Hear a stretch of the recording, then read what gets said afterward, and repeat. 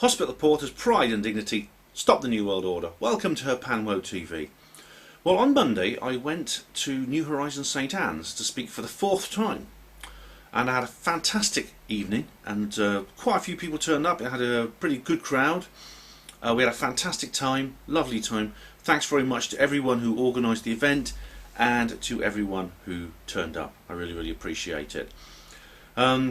This is my own recording of this event. However, you can actually get a high quality DVD of the event itself, which will be available soon. It's a DVD of my recording. It makes a great present.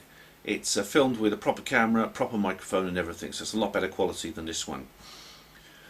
Now, this is not just a recording of my talk, but I've added a few extras, and that was because it was kind of my own fault, but I wasn't really watching the clock, so I went slightly over. I ran out of time before I could finish the lecture I planned to give. So I'll be filling that in with this particular video. I'll be adding a few extra studio scenes on top of what you're going to hear.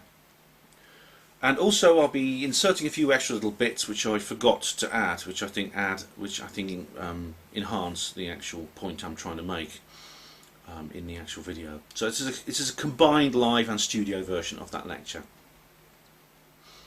Now, what I've done is I've actually ripped the audio and I'm going to include it with the slides. So you won't be able to see my pretty face. Sorry about that for all of those of you who were watching just for that reason. But you have me now, okay? So this is actually it's a slightly longer version of a lecture I have given before. I did it once at the BASIS Project Conference in 2016, and so I'm doing it again. Now, it's about the BBC and mind control, and I go into the history of the BBC and its connection to the mind control outfits which you see. The BBC, of course, is a publicly funded and publicly owned organisation which was created by Royal Charter and the taxpayer funds along with TV licence payers. It says its mission is to inform, educate and entertain. In my opinion, it does none of those things. Yet, in my opinion, well, what I think it does is indoctrinate, mislead and demoralise in many, many different ways, which I'm going to go into. Some of you might find the information in this talk a little bit problematic, shall we say. And well, that's just, I'm sorry about that, but that's just too bad. I'm delivering you the information which I believe exists. And it's all material I have presented on this channel before, so regular viewers hopefully won't be triggered by anything that I say. However, if this is the first video of mine you've watched, you might find it slightly inappropriate. However, I happen to think it is true, and I think the exposure of this particular information benefits everyone. So, well, I hope you enjoy it, and well, if you can get to future St Anne's events, I do hope you will. New Horizons has a has a weekly meeting on Mondays, and also if you can get to Lytham St Anne's next month on 24th and 25th of next month, I'm speaking at the Probe conference, and that is actually at the YMCA Centre, which is just across the road from New Horizons St Anne's, the community centre on St Albans Road, Lytham St Anne's. So please do get to that, because the Probe conference is absolutely fantastic. Well, you may well have seen my reportages. Well, this time I'm going to be one of the speakers, so that's really, really great. It's the second time I've spoken there, and I'm really, really proud to be speaking once again at Probe, and I hope to see you there. In the meantime, hope you enjoy this particular live lecture.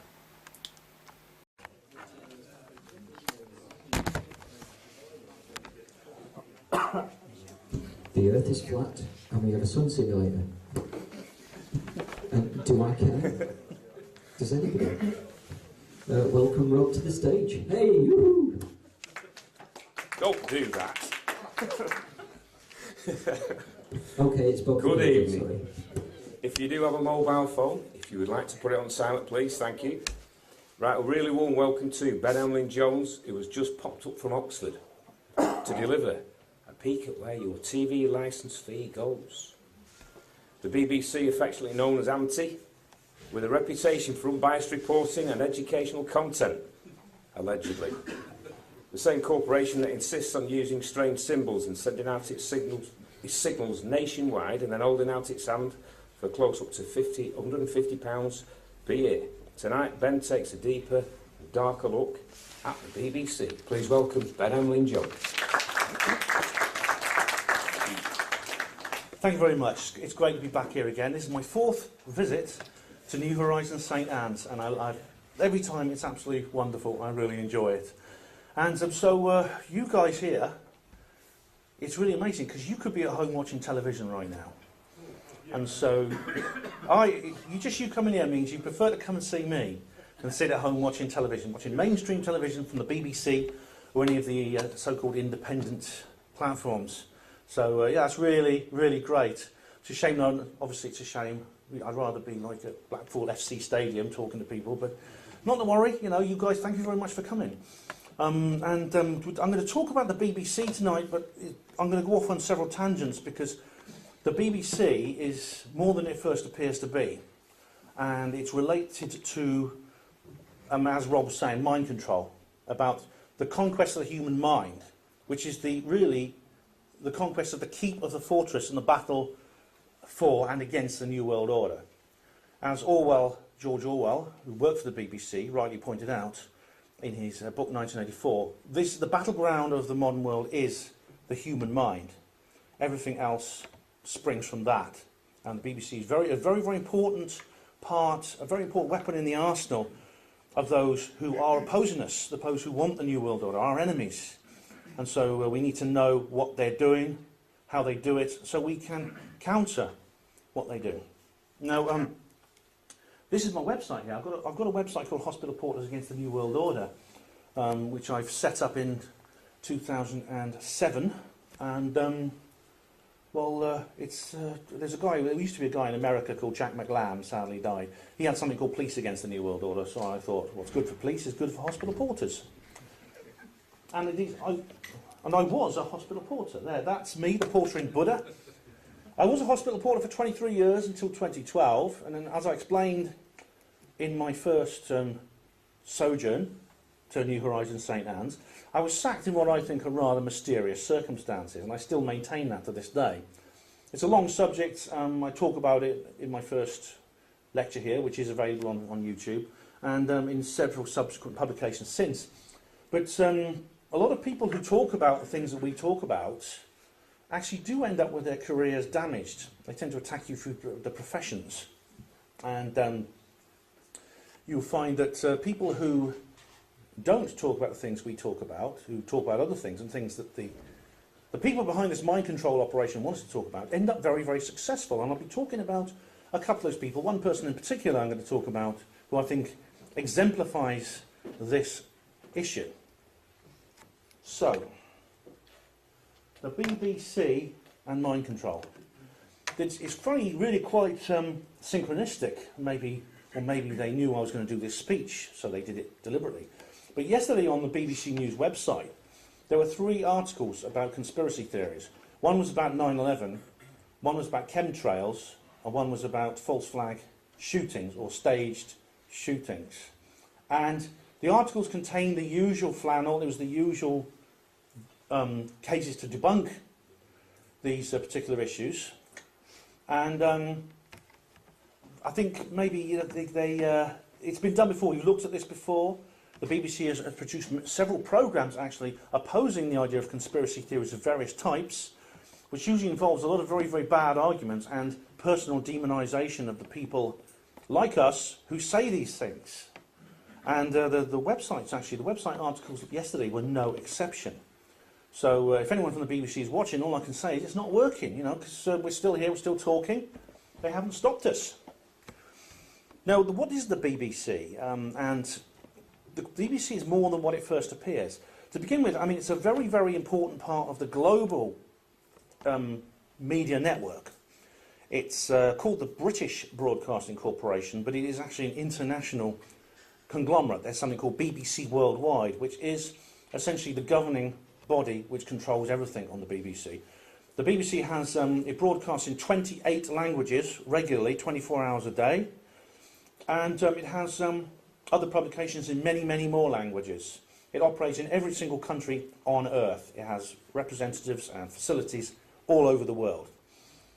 It's also the oldest of these particular networks that you hear about. There's others such as CNN, CBS, controlled by various people such as Rupert Murdoch and other people. There's a small number of people who control the media in the world. The BBC is not actually part of this particular network in the sense of on an organisational level, because the BBC is a nationalised institution under a royal charter.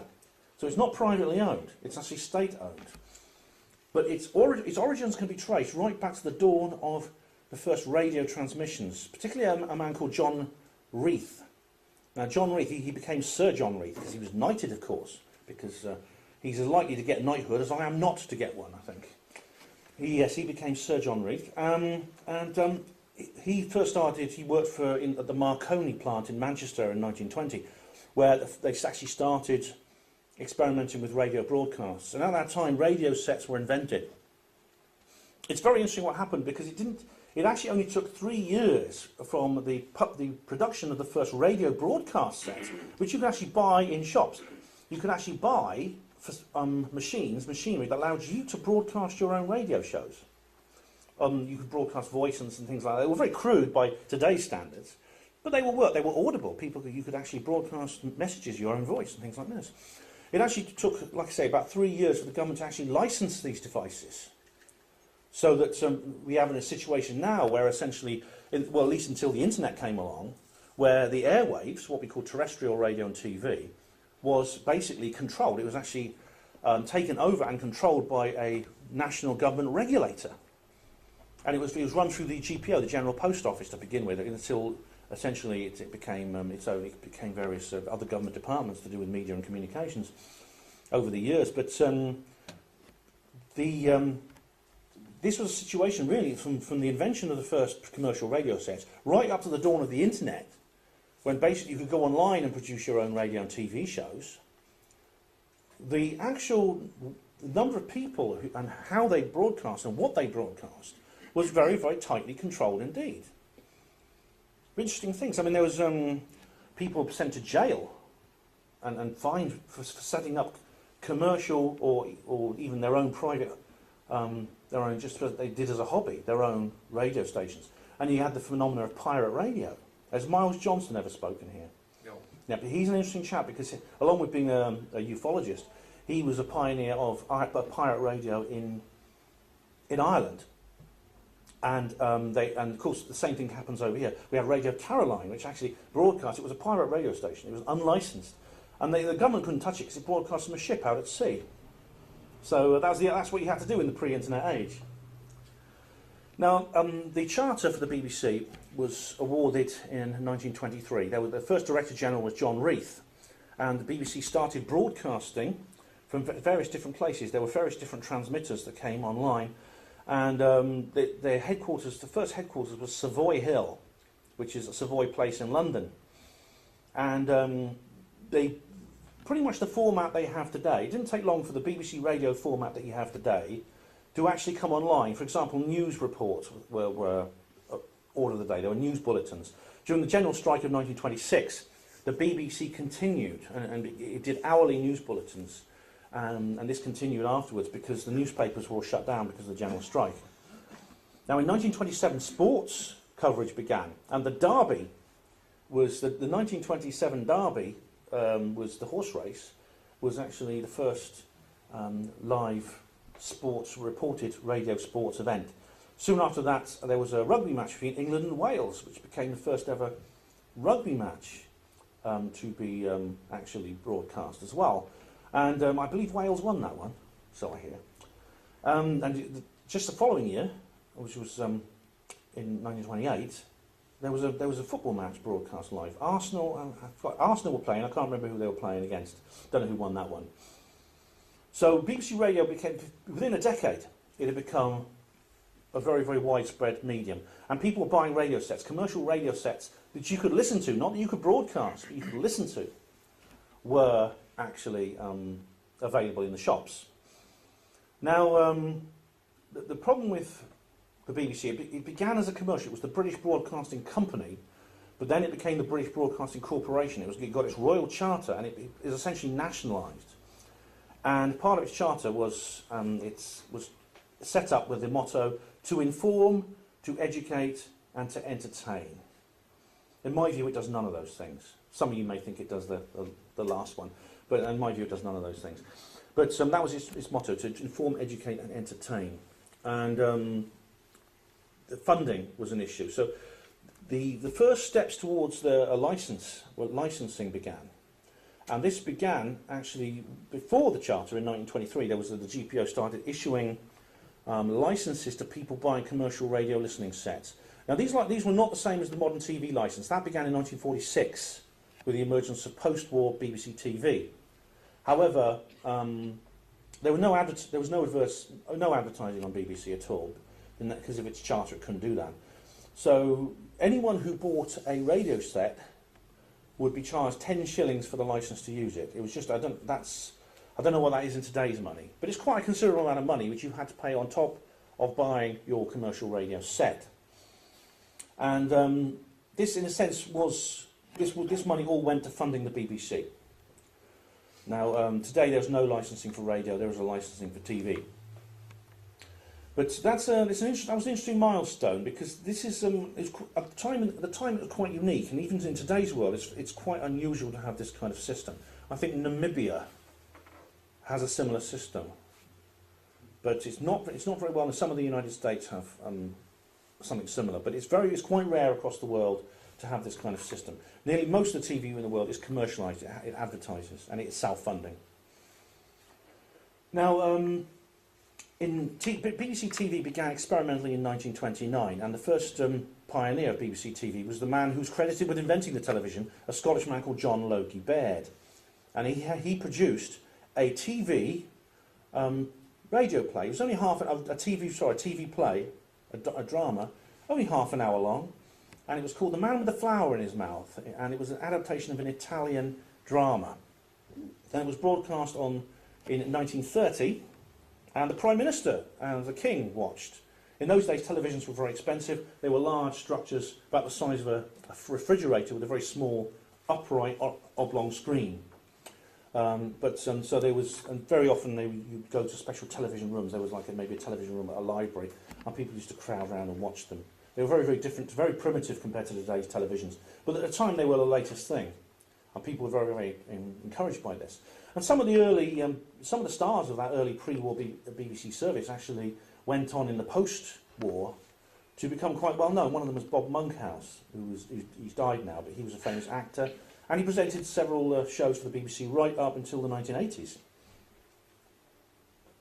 Now, BBC TV was stopped for the war in 1939, started again in 1946, and continues to the present day.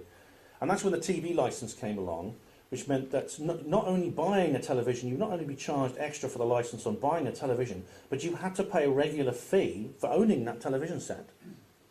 And indeed, this continues today. I mean, if you're watching BBC iPlayer, they ask you, "Have you got a TV licence?" Well, I've got some. I mean, some of us. I mean, there's one. You only have one per household, so there's one that covers my household. I don't pay for it myself, so I just click yes. But there is one that covers my household.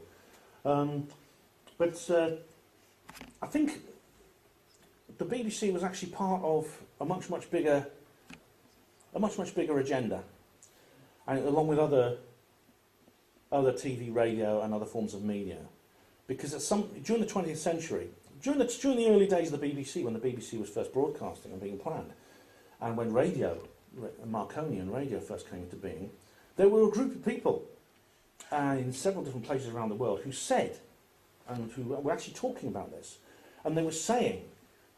And they were discussing about what a powerful psychological warfare weapons delivery system this could be. If you could find a way to make people think and feel the way you want them to think and feel, you would have an excellent way of controlling them. And this was very, very good from the purpose of the government, because the government, of course, does want control. It wants power. It wants power over people's minds. It can't control people by force. Control by force only has a limited rate of success. the ideal situation for anyone who wants to take over the world is to get inside people's minds, to get inside here, and to control that. And once you can do that, you won't need force. Because people will be locked in shackles. They'll be locked in shackles that they can neither see, they can't feel, they can't taste, they can't touch, they don't even know exists. And they won't even know that they're in prison. They'll even believe that they are free, as George Orwell rightly pointed out. And with the TV licence, you're effectively making the population forge our own shackles. The TV licence, so I'll say more about the TV licence later, but basically it raises £4 billion per year, which is most of the BBC's budget. Now, as the BBC expanded, it moved to in several different places. In 1936, a special BBC television centre was set up at Alexandra Palace in West London, and the original pre-war BBC and immediate post-war BBC programmes were broadcast from there. Now, contrary to popular belief, the 1952 coronation of Queen Elizabeth II is not the first coronation of a British monarch covered by the live BBC television service. They actually covered the coronation of King George. King George VI was crowned at Westminster Abbey in 1937, and the live BBC TV coverage was there. 12th of May 1937. They were there, and the style which you recognise actually in live BBC outside broadcast, which was done from a van. It was a pretty good achievement with the technology at the time. That kind of style is easily recognisable. You can watch it on YouTube now, and it's interesting if you're interested in the history of the BBC. The rest of the BBC, the radio service, which at the time was the principal service, because most people couldn't afford televisions. Televisions were very expensive in those days.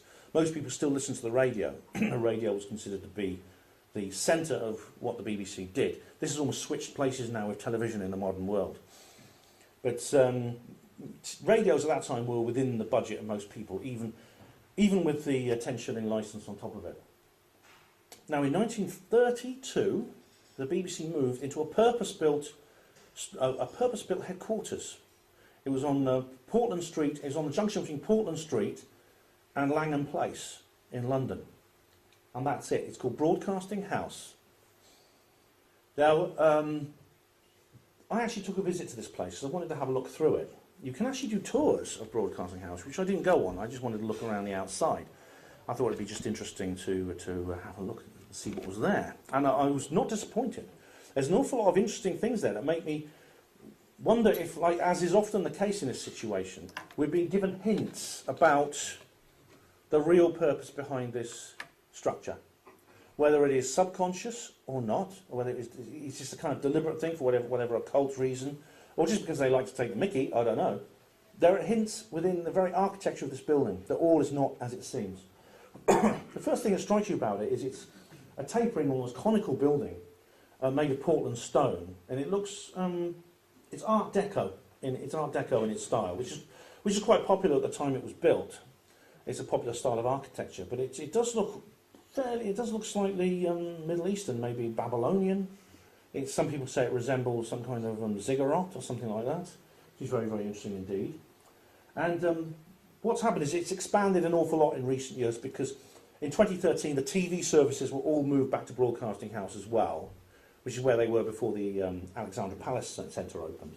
And the whole facility has been enormously expanded, but at the cost of £2 billion. You could build a teaching hospital for that, but it's been put into this structure here. And there is the bronze plaque still above the door, the British Broadcasting Corporation. Originally the British Broadcasting Company, set up by Sir John Reith, sorry. It is now the British Broadcasting Corporation. And you go in there, and that was the first ever radio centre, the national radio centre in Britain. As if there's various substations all around the world, around the country, but this is where national radio was broadcast from. Looks a bit like that, doesn't it? What do you think? Looks very similar. That is the Tower of Babel from Bruegel, famous painter. The Tower of Babel from the Bible was a story about a man who wanted to build a tower high enough to reach heaven. A king called Nimrod, and he constructed this tower, and it's all kinds of occult themes to this whole concept. Very, very interesting indeed. And there's legends towards uniting nations and languages and things like that, and which I think is very, very interesting, because Broadcasting House is not the only structure in the world that resembles Bruegel's Tower of Babel. So does that. It's even more obvious, isn't it? That's the European Parliament in Brussels.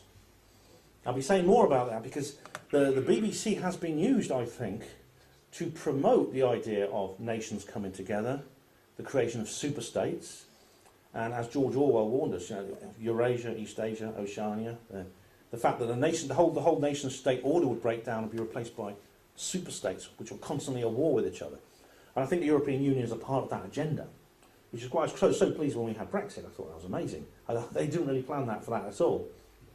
And here's the great man himself, George Orwell, the prophet of our times, author of 1949's amazing classic, 1984. And it's an amazing book. I mean, George Orwell was a member of the Fabian Society, which is an organisation I'm going to talk about in more detail later.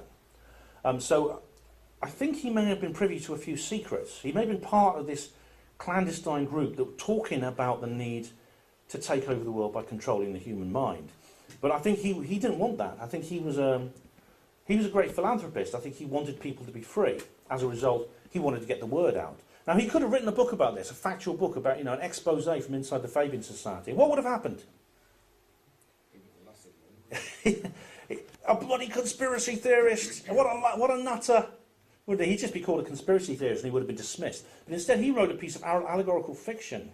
He was very, very clever to do that because he wrote a story which puts these themes in.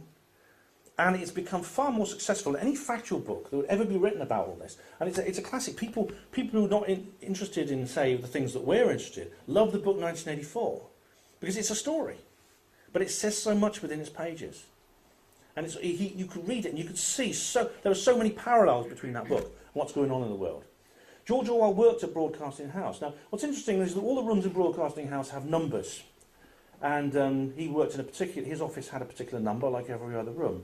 Can you guess what the number was? Room 1. Correct. Room 101 was George Orwell's office at Broadcasting House. Fancy that.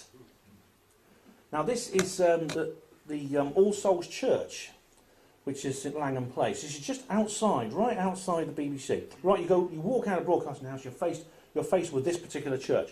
This was built by someone called William Moore in 1823, a century before the BBC Charter was granted. Now, when I first came here, I thought that was a Knights Templar church. Because if you look at it, it has this rotunda here. This is distinct to Knights Templar facilities. And it's like the famous Knights Templar church in Fleet Street. If you go to the famous one off Fleet Street, which was used in the film Da Vinci Code, it has this rotunda, it has this circular, drum-shaped structure on the end. Now, that's not the case. Obviously, it can't be because the church is too new. The church is early 19th century. Yet, I just thought it was interesting that the architect has incorporated that structure into the building. So that you could call it a Neo-Templar building. And I wonder how much he knew. And it also makes me interesting, perhaps that's a reason why Broadcasting House was placed where it was, because the Knights Templar were a major secret society from the Middle Ages who were responsible for an awful lot of dissemination of information to do with religion, and also finance. They were pioneers of modern finance as well, which is another very important tool that is used to control society and control humans. Now, if you walk through towards the old Broadcasting House, which I saw, you bear to the right, go down Langham Place, and you come to this. Now, this is the plaza. It's called the Plaza. Now, you may recognise it because a lot of BBC outside broadcasts come from there. They do an awful lot there, and it's very, very. It's very interesting because you go down this big, long, open space with old Broadcasting House on your right and the John Peel wing to your right, and the old Broadcasting House to your left. And you actually come to an area where it's very open. It's a pedestrianised area. And there's a cafeteria, which I'll talk more about in a minute, actually, because it's very interesting. The cafeteria is for staff and for visitors. So you can sort of mingle. The idea, the BBC say, is to make the BBC accessible, to make it so there's no barriers between the actual viewers and the viewers and the people doing the presenting and things like that. So you could just walk in there, order a cup of coffee, reach past Hugh Edwards for the little packets of sugar and things like that. So they say, anyway. I didn't see him. I went there, had a cup, I didn't see the old guy. Then you walk towards this big semicircular concave shape here with the words BBC embossed across the door. Now that logo there, the BBC logo, cost £800,000 to design. Now, it's an adaptation. The old logo, there used to be an old logo which was similar, but it was slightly slanted. Do you remember the old BBC logo? But it's slightly italicised. It's italicized, BBC. And so they gave the task of designing a new logo to some people, some graphic designers, and they gave them £800,000. The people doing the graphic design, you can guess what they did, can't you? They went out, spent the money, and then the day before they had to deliver, they thought, what are we going to do? We haven't done any work. Just straighten it out. You just imagine it, can't you? And there, look at that. That is definitely, now that is intended to shock and awe the natives, isn't it? You walk in there, it's designed to wow you, it's designed to blow you away. The Romans used to do this. When in the Roman Empire, the first thing they used to do when they used to conquer some area is they go in and they put up massive buildings. Some of them are still around. You know, some of the remains of the Great Viaduct. There's a Great Viaduct that was made by several Roman bridges are still there. And the idea was it was just basically to wow people, to impress people with what they were capable of. So they will be happy to be part of this new society. And there's just an element of this. It's built to impress. There's absolutely no doubt about it. This is all very new. This wasn't opened until 2013. Oops. Oh, I'm sorry. That's it. Now, this is the old television centre which is at White City, near Shepherd's Bush. Now, again, you have this circular drum-shaped theme which you see in the church, the All Souls Church, which I find very interesting. Now, Television Centre was opened in 1960 and closed in 2013, and when all the TV services were moved to the Broadcasting House, the part which is known as New Broadcasting House, even though it's all part of the same building. I don't know what they're using this for now. It's just standing empty. I don't know what they're planning to do with it. And then we see the John Peel wing. Interestingly, John Peel is a Radio 1 DJ, and he's one of the people who've been accused as part of the recent sex scandal. The sex scandal, I think, is the BBC are desperately trying to contain it at the moment. They're trying to find ways to basically keep their name clean, and they're doing this in several different ways. I'm not suggesting that John Peel is guilty of any of these things, but he's one of the people being accused. Now that on top of there, this conical structure is actually a memorial. It's actually lit up every night at 10 p.m. for the news. So it's almost like a kind of there's a kind of this. You get this on some temples in some religions as well. And this is a memorial to all the news reporters that have been killed in various circumstances. And news reporting in dangerous places is a very, very risky profession. In fact, during the Iraq War, for example, the death rate of reporters in the field, the embedded reporters with the troops, was higher than that for the actual combatants. It was actually quite a lot of them were actually killed. And I can't remember what the message. There's actually some words written on that. I can't remember what it was. Now, this is a big wider shot of the plaza, and you can actually see. You walk up there, and this is what you see in front of you. It is impressive, and there are there's several decorations, including on the floor. Now, on the floor, they have these lines, these almost like metallic strips built into the floor, which actually are part of the. I think it's designed to relate to lines of information coming from around the world into the BBC. And you see this. I'll show you a shot of their the news titles where you see the same thing. Now, on the floor, you have. I'll just show you where the cafe is. The cafeteria is there. It's just on the left there. The cafe is much older. It's part of the original Broadcasting House, but it used to be for staff only until the new Broadcasting House was opened. Now, on the floor of the ground, this paved area inside the plaza, something very interesting. You walk in there. There's several little spots where there were radio loudspeakers, and you can actually listen to BBC Radio coming out of the ground, from Hades, if you like.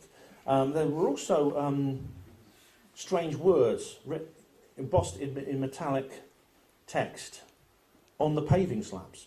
And it's really, really strange, because you look along the words and you see the words Auschwitz, My Lai, Rwanda, and the moment you hear those words, you get like it's a kind of like a, oh, it gives you a chill, because these are the sites of famous massacres. You know, there's Wounded Knee, and what's the place? Place in South Africa as well. There's been several, Soweto and places like that, where there's been massacres and things like that. And you go a bit further, and there's Alcatraz, San Quentin, Wormwood Scrubs, and these are a list of prisons, famous prisons. And I'm like, what? Is it Sing Sing, you know, Chateau d'If? And I'm like, what the hell's going on? And then it gets a little bit sort of chirpier as you walk forward. You see things such as, there's names of islands, you know, you have Isle of Wight, St Helena, etc., etc. And I'm not sure exactly why they do that. There's an explanation on the BBC website. I can't remember what it said. It was a bit spurious, but it's just a very, very strange thing, especially with all these things associated with negative and traumatic and harrowing connotations. So it's very strange they have those words there. I'm not quite exactly sure what's going on there. And here is a still from the titles of BBC News, the new titles which started when New Broadcasting House was opened. And the entire BBC now, national BBC services come from there. And as you can see here, you have these lines, coloured lines. I don't know if you've probably seen the news headline hourly titles, where they have reporters in the field like looking really, really serious and really, really professional and brave. And you have these lines flying through the sky, these big, long, coloured lines. These represent lines of information going from where they are into the newsroom in the studio. I thought they moved it to Salford. That's still here. You see like you see them flying through the sky like that, and they're going across the world, and they go straight in there. Pretentious bastards. But in it is, it's just so corny, isn't it? Now we come to some more interesting and sinister elements to the architecture of Broadcasting House. Now this is above the door to the cafe, this bas relief here, in the Portland stone that the building was built out of. Now this was carved by someone called Eric Gill. I'll say a bit more about him in a minute, because he's very interesting. He himself, I think, is a rather worrying figure, shall we say. But this is actually a scene from Shakespeare's play A Midsummer Night's Dream. The character in the middle is Puck, who is a kind of like faun, satyr-type creature with goat legs, playing his little panpipe there, you see. And as you see, he's dancing with him are two young girls, and they're lifting their skirts up. And you think to yourself, that's a bit odd. I mean, it's young girls lifting their skirts up at the BBC, and maybe in recent years there's some rather nasty associations with that particular action.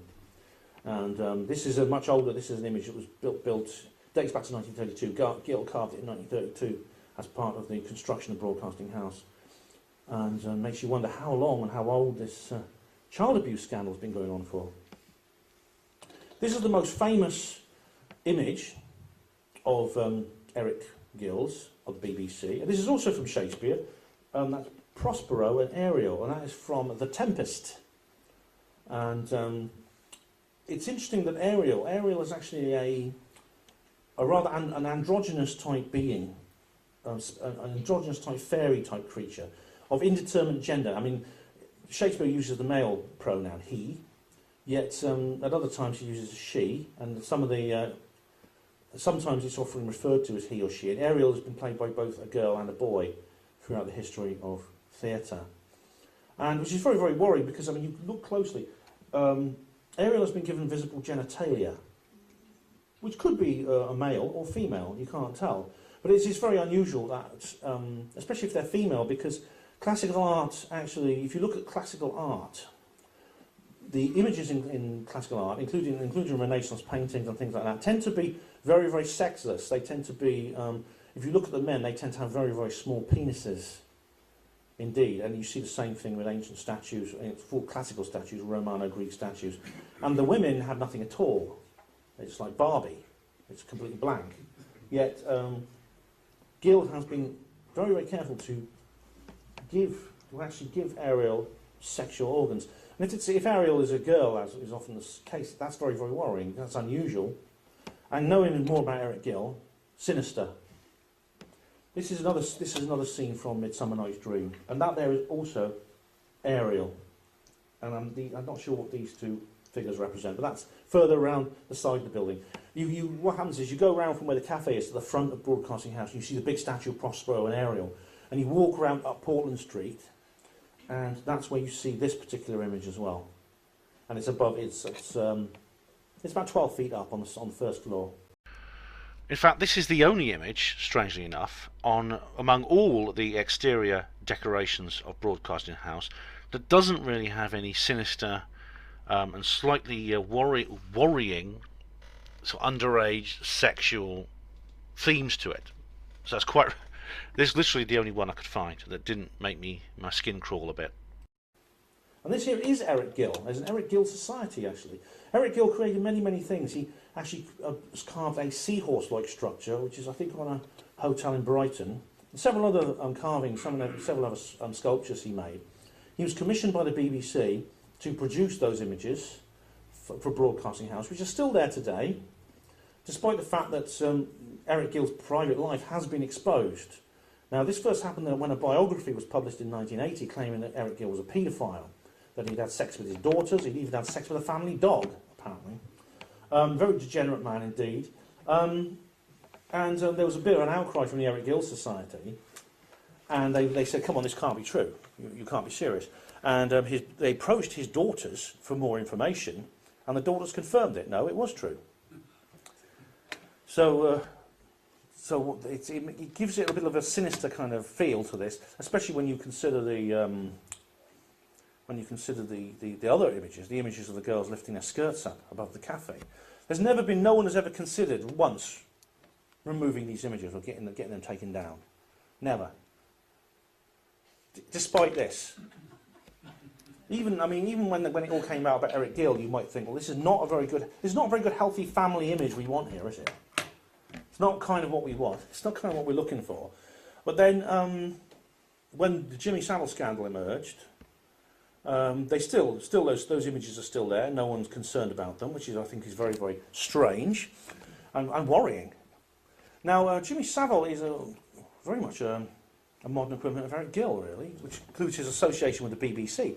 Jimmy Savile is a very, very highly placed individual. He's also friends with several major political figures and members of the royal family. He was before he died. He was saved by the grave. Nothing about him was ever exposed publicly in his lifetime, even though other people, researchers such as David Icke, were saying, look, this guy is a sexual pest. He's a sex pest. He's an abuser. He's a criminal. He's criminally carries out criminally obscene acts. And we found out, later it's come out, no one knows exactly how many young people he abused, not just on BBC premises and BBC Care, but in the NHS as well, because, and this films me ashamed to say this, he worked as a hospital porter.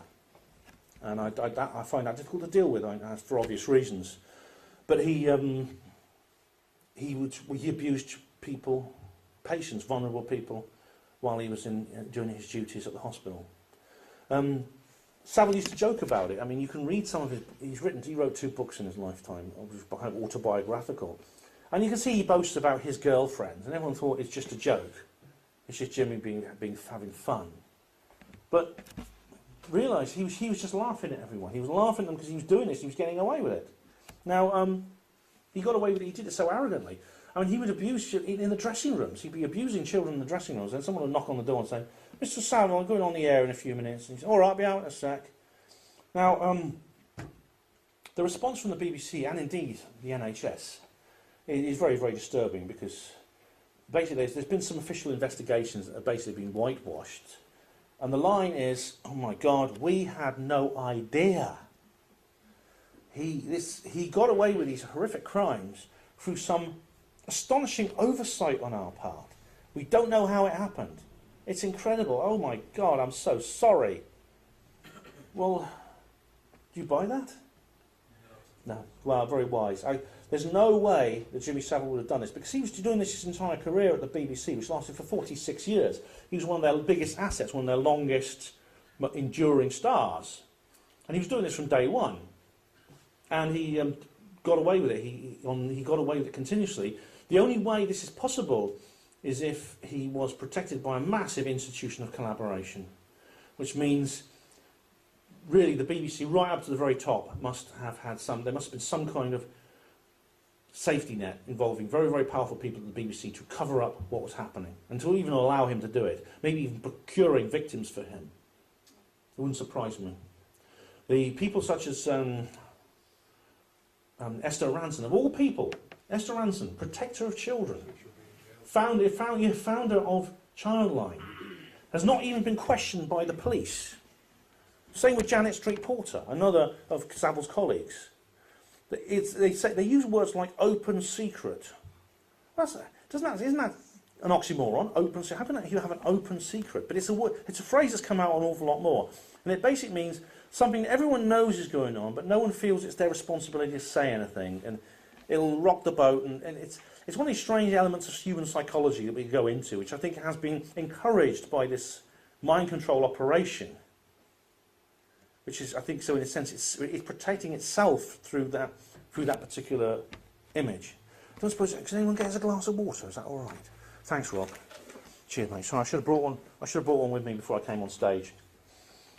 So, I don't believe for a second this man operated alone. There are probably many, many others at the BBC. The people we know about, the people who've been named, some of them, obviously, I think that's just the tip of the iceberg. Some of those who've been named will be innocent.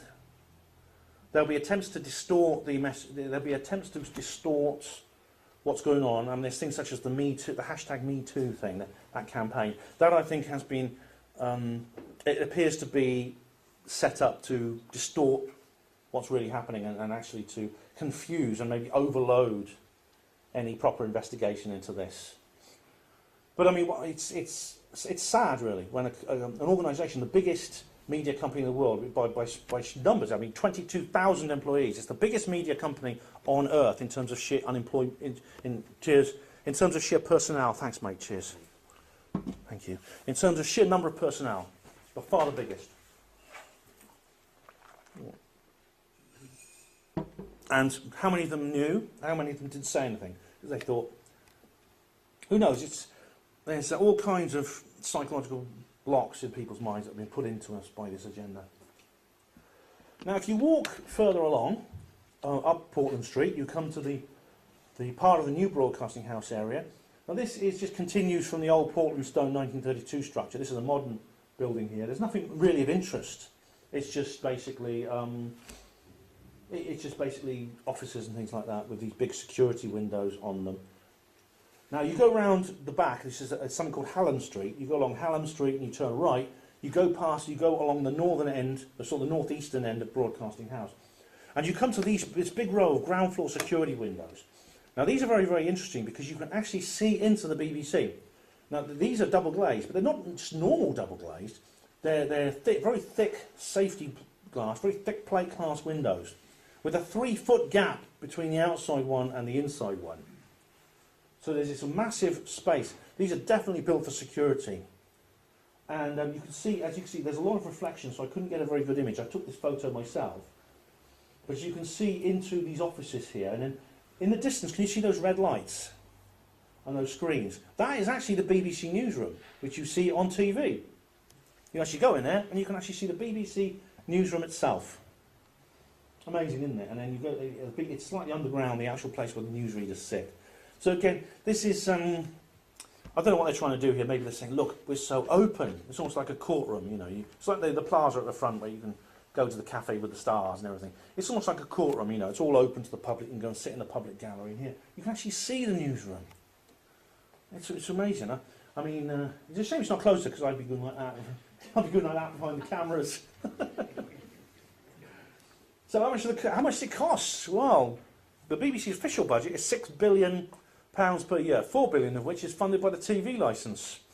However, again, I mean, there's a lot more. It's probably, like many other government institutions, it has a massive black budget, and I'll be saying more about how much the government actually has in a little while, because it's all connected.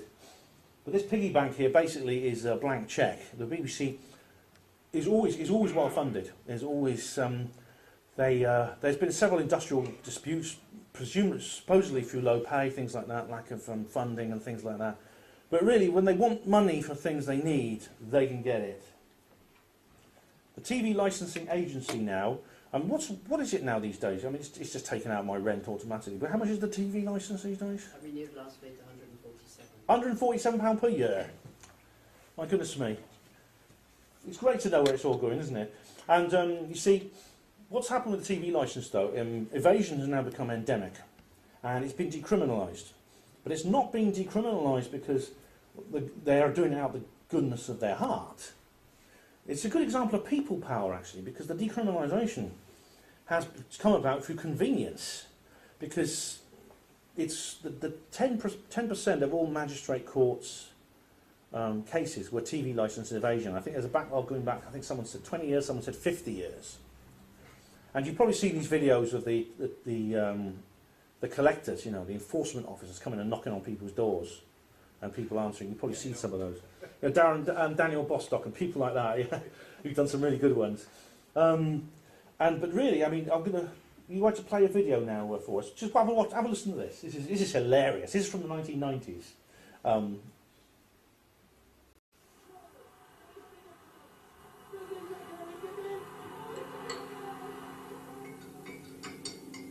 You haven't been listening, Dave. I asked you very politely. I asked you to get me a license. But you wouldn't. And that's sad, Dave. Because it's not up to me anymore. It's up to them. And when they come calling, it won't be, do the decent thing, Dave. It'll be, where's your license, Mr. Brady?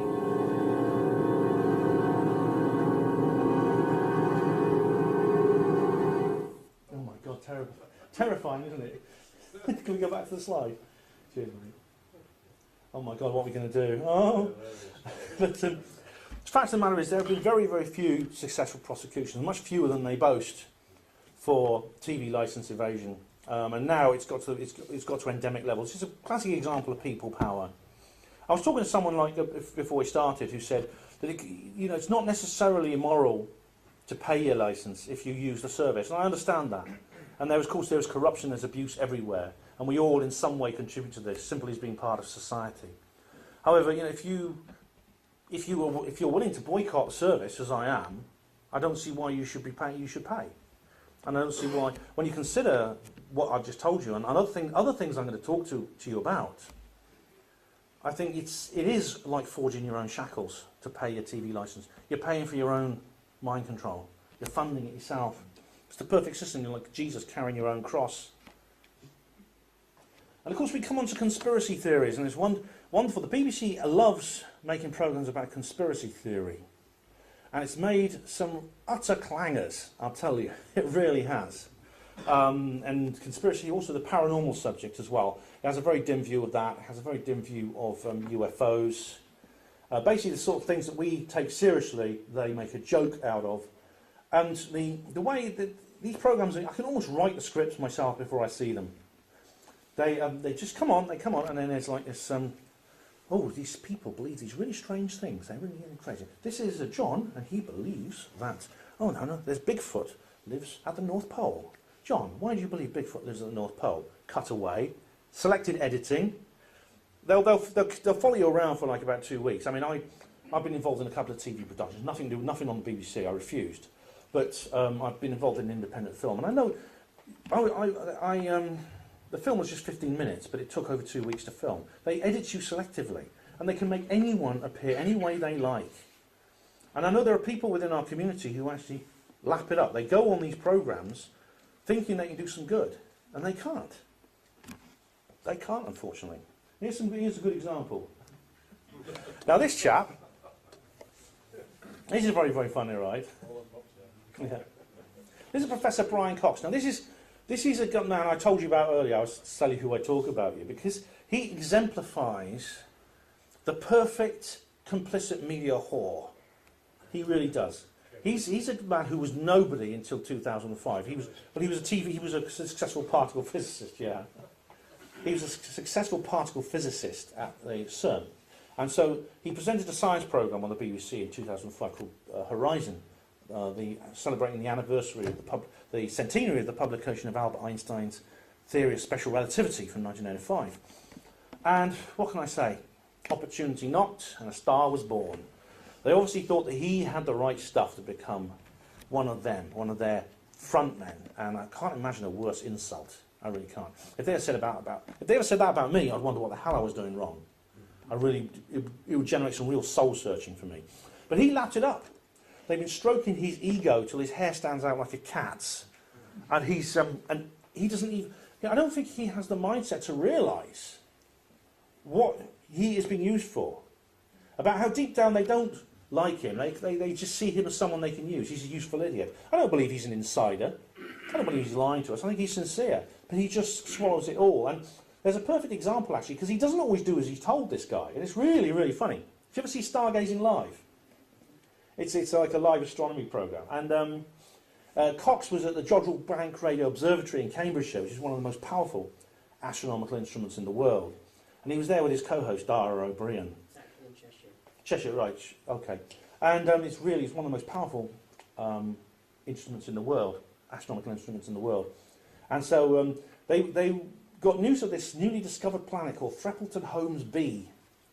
And he said, "Oh, let's point the telescope at Threppleton Holmes B, come on!" And so they started moving the telescope around to point at this planet. And the BBC they cut the programme, they took it off the air. And you can just imagine Cox. I mean, you couldn't see him, obviously, because they all went off the air. Just, "Sorry, we are currently experiencing technical difficulties. We'll return you to the programme as soon as possible." Whatever. They made some excuse like that. You imagine, what's going on? What's going on? Why is the camera going off? And things like that. He probably doesn't know what he's talking about. But there was a news story outside. The BBC did publish a report explaining why they did that. They were concerned that the transmissions from this planet might breach the corporation's editorial guidelines. And seeing as this was a live broadcast, they decided not to actually terminate the transmission. So they worried the aliens were going to swear on live TV? The aliens? I mean, Threppleton Holmes B is 600 light years away. It's a planet, but it doesn't orbit the sun. It's an exoplanet. It orbits another star. So what's the problem? But I mean, there's many other cases with other occasions where Professor Brian Cox has been in other programmes which present official stories of various things. There's one called Science Britannica. Now, it's actually not a bad series. The first 2 episodes are pretty good because he just goes into the history of science. In the third one, you get an awful lot about vaccines and things like that, which basically, in a very subtle way, denigrate the idea that there's any risk behind vaccination.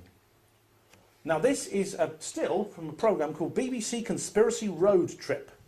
This came out in 2011 to celebrate the 10th anniversary of the 9/11 attacks. And basically it was presented by this chap here, Andrew Maxwell. Now, he's a comedian. He's an Irish comedian. And he took a number of people like us, basically, people who believe in conspiracy theories about 9/11, that it was an inside job. And he took them on a tour of all the sites where 9/11 happened, in hope that he could change their minds, he could persuade them otherwise. And it's interesting because only one of them did. It was this chap here, Charlie Veitch. He's called Charlie Veitch. You may have heard of him. He used to be quite well known within our community. And has he been to this event at all? He's not, no. But he's been to several events associated with Critical Mass Radio, and I've met him a couple of times. And he was he was a big name, actually. He had one of the most popular conspiratorial just conspiratorial, spiritual type YouTube channels. Though it went quiet very suddenly, he's just disappeared. No one knows where he's gone. But he was the only one who changed his mind. And it's really quite incredible. And he sort of I used to believe he's a Scottish guy. I used to believe in these conspiracy theories, but I mean, these conspiracy theories, but really, I've been looking into it, and after careful consideration, I've decided that actually the official story is true, and I've been misled. And of course, he did some news reports. He was on the news and things like that, newspapers. He received a lot of abuse for this from our side of the fence, and I don't support that. And he received some quite hateful abuse, including threats to kill his son and things like that. And I'll say a bit more of this at the end, because it was a dark side to our own community as well, which is detrimental. But you see here, he was very, very strategically persuaded. You see him here examining this sophisticated engineering schematic of the Twin Towers. So obviously this was, it explains everything, doesn't it? You can see exactly what happened to the Twin Towers on 9/11. Yeah. And here's the big reveal. Here he is. This is the final scene in the programme where he comes clean to this guy wearing these ridiculous sunglasses here, outside the White House, of all places. And he explains how he's a reformed character. The thing about it is, he wasn't the only one in the series. There was 4 others. You remember, you can see, like, there was these others here. 4 other contestants. Do I call them, what do I call them? Contestants? I don't know what you can call them. Mugs. Victims. But they, one of these people, I won't say which one it was, one of these people actually wrote to me after I published a review of this programme. And they told me that they were completely and utterly misrepresented in this programme. They said, I never said anything like, you see me saying these things, it looks like I'm saying something entirely different. So it was completely distorted. This was a propaganda piece, absolutely no doubt about it. It was designed to distort and confuse and to mislead. Which is why, when the follow-up series came along, when they asked me to be involved, I declined. I said, no thank you, or words to that effect. Yeah, Tony Topping, you recognise him. This is, there's old Tony Topping there. I like Tony, he's a good friend of mine. There's same presenter, Andrew Maxwell. And here he is with just 3 of them, just 4 of them this time. This was the 7/7 version of the 9/11 conspiracy road trip that you saw earlier. And they were basically taken, I think this was the one they wanted me to be on, either this one or the next one. But they took him to the various scenes of the 7/7 destruction. Of course, they did the same thing with 9/11. They did the same thing with the 9/11 versions. My nose itches when I'm talking loudly. Sorry. They did exactly the same thing as they did with the 9/11 ones. You have to meet the grieving relative, don't you? And so it's always the way, isn't it? You know, it's like you're so heartless and cruel. Why? You know, you look at these poor grieving people. You're adding to their pain. And the implication, of course, is that the only way you can show respect to the victims of terrorist attacks is to believe a lie about what killed them and allow the people who did it to get away with it. That's the response I would give. But if any of these guys actually said that, it went onto the cutting room floor, of course. This is the UFO version. Now, there is same guy wearing another ridiculous T-shirt of some kind, and another group of 5 here, and they went to various places associated with UFOs, Roswell, Area 51, things like that. And again, the hope was that Andrew Maxwell says, I'm going to change their minds, I'm going to make them see rationally, and things like that. Now, this is on YouTube. The 9/11 one's not on YouTube. It's apparently you can't get anywhere now.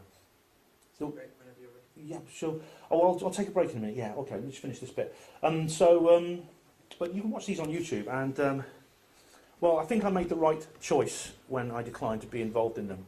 There's a limit on how bad a TV programme can be by accident. These were awful. These programmes are dire.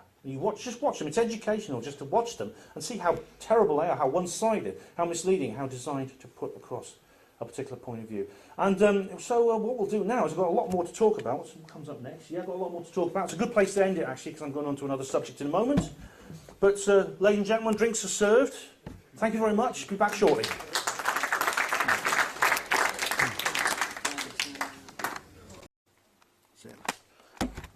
Okay, thank you very much. Thanks a lot. Did you have a nice tea break? Enjoy your tea? Oh, good. I'm glad. That sounds interesting. Interesting talks coming up. I mean, the arthritis one will be very interesting because I've got osteoarthritis. Just found out a couple of months ago, and yeah, it's not too bad, but I do want to do something about it if I can. Now, I'm going to take a different tack now, and this is to do with the BBC indirectly, because I'm going to explore some of the origins of the mind control agenda that the BBC is a part of. So this is not directly to do with the BBC, but it is connected, and I'll tie it all up together because I'll explain to you exactly why I think the BBC is not only a part of this agenda. I think it's a flagship organisation with its agenda for the conquest of the human mind through psychological operations. Now this chap here is called Yuri Bezmenov, and he's very, very interesting because he's a defector from the KGB. And the KGB is the most successful spying organisation on Earth. It was the Soviet intelligence agency during the Cold War, all through the Cold War, and it's only after the Cold War ended that we found out exactly how successful they had been in installing spies all over the world in various places. And this chap here was one of them. This chap here was part of this organisation. But he decided to defect. He defected to Canada, and he went into hiding because, well, you have to do that if you defect from the KGB. And in the Cold War, our side was much nicer. I mean, there were several spies that were working for the Soviet Union who were actually operating in the United States and Britain, people like Kim Philby, George Blake, etc. Well, they defected to the Soviet Union, and they turned up in Russia, and they were like doing press conferences from hotels and inviting the Evening Standard and the Guardian to come and send their people to sit in the audience and take notes and things like that. And they end up living in big apartments and living a public life. For these people like him, it was very, very different because the KGB swore to kill all traitors. And indeed, they succeeded very famously in 1940 with Leon Trotsky, who's a former right-hand man of Lenin in the Russian Revolution and head of the Red Army, who later became a dissident. They tracked him down to his home in Mexico and put an ice pick through his head. So this guy was very worried. He was very scared. He had to basically go into hiding. He had to he had a false identity. He had to have armed guards wherever he went. But Yuri Bezmenov gave a very interesting series of letters in the 1980s, which were luckily recorded and are available on YouTube if you want to see them. He talked about the various techniques that the KGB used to infiltrate and subvert societies, target societies which they wanted to take over. Now, in the good old days, you could do that by force. You could just send in the tanks. But in the age of nuclear weapons, that's just not possible because you would end up destroying the entire world. So instead they used very, very different techniques to subvert people. Now you might say, well, this is all ancient history. The Soviet Union's over. The Cold War's over. Yes, that's true. However, what if both sides in the Cold War, the capitalist West and the socialist East, were in fact controlled secretly by the same organisation? And even though the Cold War's over and it looks as if the capitalist West has won, that same organisation is still in control of the world and is still playing various nations off against each other, like they did during the Cold War. I very much recommend books by someone called Anthony Sutton, who talks about this at a higher level. At a higher level, the politics of the Cold War were entirely different to how they were for public consumption. Now, this man said several things I'm going to talk about in detail, and you can go and watch his interviews. He doesn't. There's a term actually which has come into vogue. It's come into fashion for what he's talking about. Now, Rich Planet TV actually did a very, very good documentary about this, and I do recommend going to Richard D. Hall's website and watching that. But the term that Bezmenov doesn't use, but it's arisen independently by other people who've spotted the kind of subversion techniques that Bezmenov talks about. And it's cultural Marxism. You may wonder what that is. It's not a term you'll hear on the BBC News unless it's in one of their documentaries debunking conspiracy theories, and I'll have somebody they demonise and ridicule and turn into a clown talking about it. But it is a very, very real thing. You do know, don't you, Karl Marx was bound working class of Prince Charles. I know. I'll talk a bit more about Karl Marx in a minute. But basically, now some of this information I'm going to talk about today you might find quite upsetting. It may make you feel uncomfortable. I'm sorry about that, but it has to be talked about. It has to be addressed. But this is to do with cultural Marxism, and cultural Marxism is a real thing. It is one of the most successful mind control methods that has ever been unleashed on the human race, apart from perhaps organised religion. This is definitely number two. And you may think, what is it? The best thing to do is give you an example. You may think to yourself that you're not affected by cultural Marxism, but you are. All people are in some way now under the thumb of this particular psychological warfare operation. For example, if you're a white person, for example, and you go into a cafe and you ask for a black coffee, and suddenly you pull yourself up and you think, oh my God, have I just said something racist? And if there's a black person serving you, you might feel guilty. You might think, oh my God, I just racially abused this person. You might literally think that. And you're encouraged to think that. What you've done in actual fact is completely benign and trivial. You've asked for a cup of coffee without any milk in it. Yet because of cultural Marxism, this completely simple and innocuous act has been pathologized into some kind of fantasy scenario where you are committing an act of racial hatred. You honestly, if it wasn't the fact that it's so widespread, you'd laugh at it, wouldn't you? It's so absurd.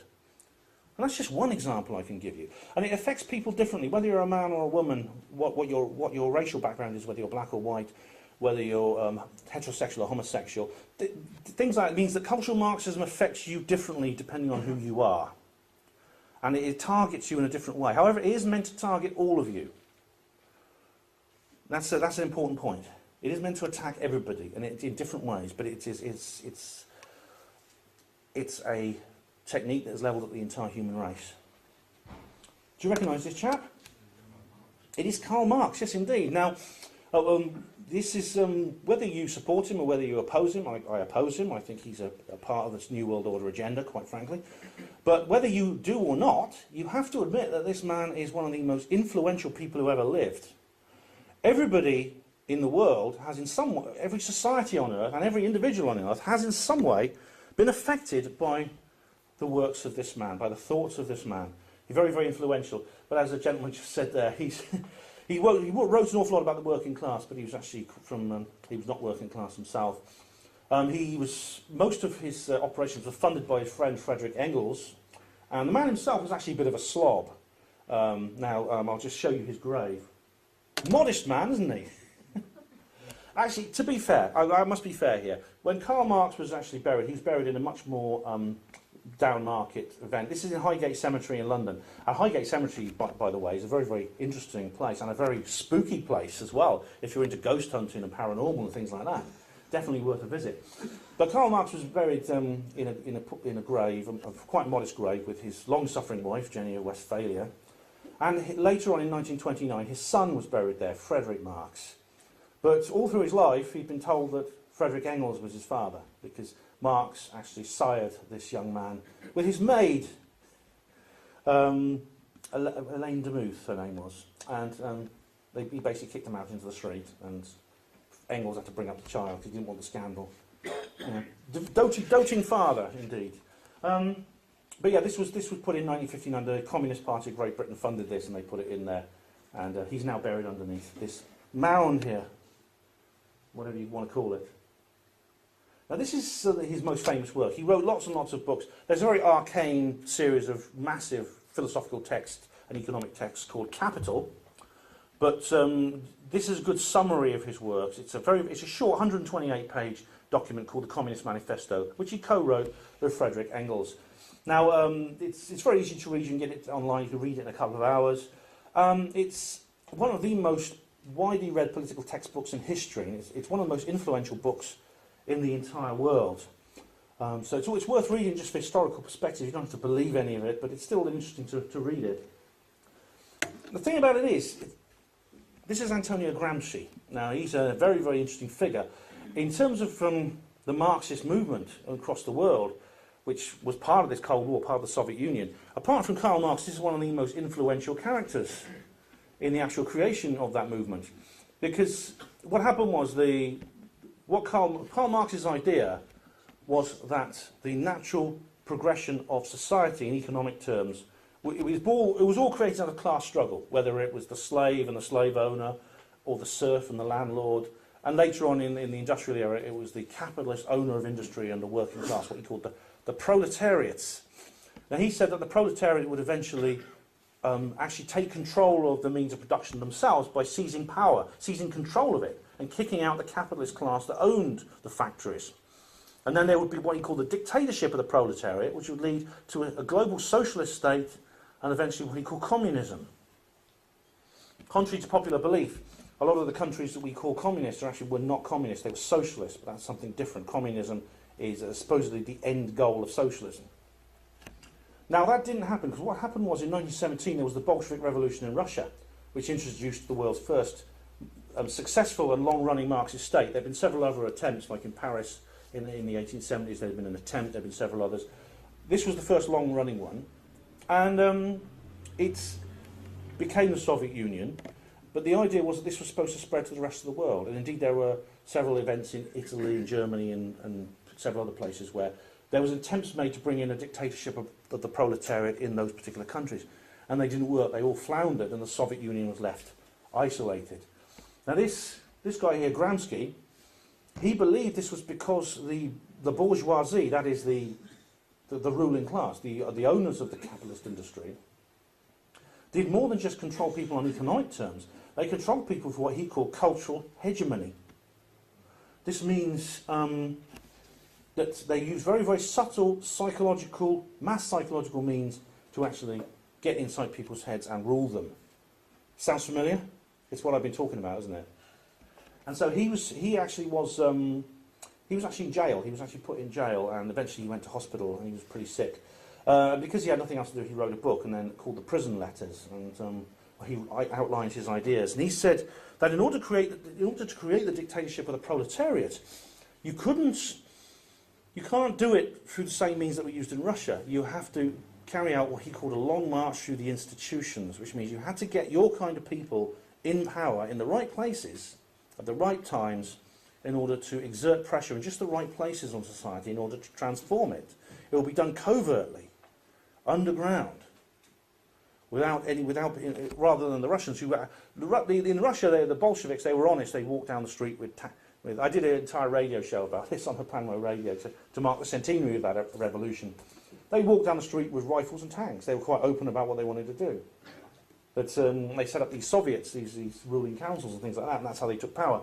He said, no, it has to be done quietly, it has to be done behind the scenes through a conspiracy, I suppose. But it just has to be a tacit conspiracy, like the one that was used to cover up Jimmy Savile.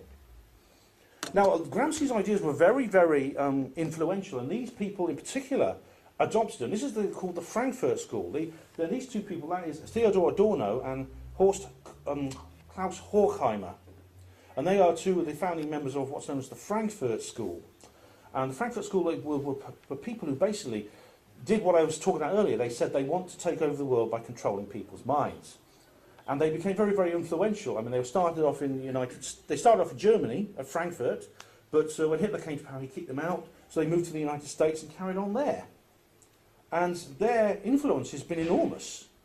And it's probably one of the most significant organisations on earth that you've never heard of. They say Carillion, the biggest company in the world you've never heard of, or maybe this is it. But the Fabian Society is essentially the British arm of the Frankfurt School. And George Orwell's a member of this. And hence, maybe this is what might have inspired him to write 1984. George Orwell dedicated the last year of his life to 1984. He was actually dying of tuberculosis, and he knew he was dying. And so he basically locked himself up in a cottage on an island off the coast of Scotland, and he sat there and he just wrote this book. And then he took the manuscript to the publishers, and the book came out, and he died shortly afterwards in January of 1950. And it's just saying, he did say that it was a warning for what might happen. And so he said, don't let it happen. Now, one of the things that the cultural Marxists recommended, more than anything else, was continuous change. They said, and this is what Bezmenov talks about, society can be made unstable through continuous change. So no one has anything solid that they can rely on. Everything is always transforming and changing wherever you go. So you don't know what is what, where is where, or what you're doing anyway. It causes enormous confusion. And this is a picture of a pub, and you might think, well, what's that got to do with it? Well, believe it or not, I think this is a part of that agenda. This pub here is called the Cow and Creek. It's in Oxford. It's at New Road in Oxford, and it's a very old pub. It's been there for 450 years. And it's had several names before it was called Cow and Creek. It was called K-Passa, it was called OX1, it's had several other names as well over the last 20 years. Yet for all 430 years before that 20-year period leading up to the present day, it only had one name. It was called the Westgate. The Westgate, that's a very historical name because it sits on the site of the west gate of Oxford City, where it used to be the west gate of the old medieval city, which is why it was called the Westgate Pub. But they keep changing its name. So every time, it's funny, and there are some pubs, does this happen in your hometown, where pubs keep changing their names? The ones that are still open and haven't been shut. You know, they're shutting almost as much as post offices now, aren't they? But so some pubs where I don't go to the pub very often. When I do, sometimes they change name every time I go in there. I go back a year later and it's got a new name. It's under new management. I think, what the hell? Very strange. And this is disconcerting. This is just part of it. If it was just pub names, it wouldn't matter so much.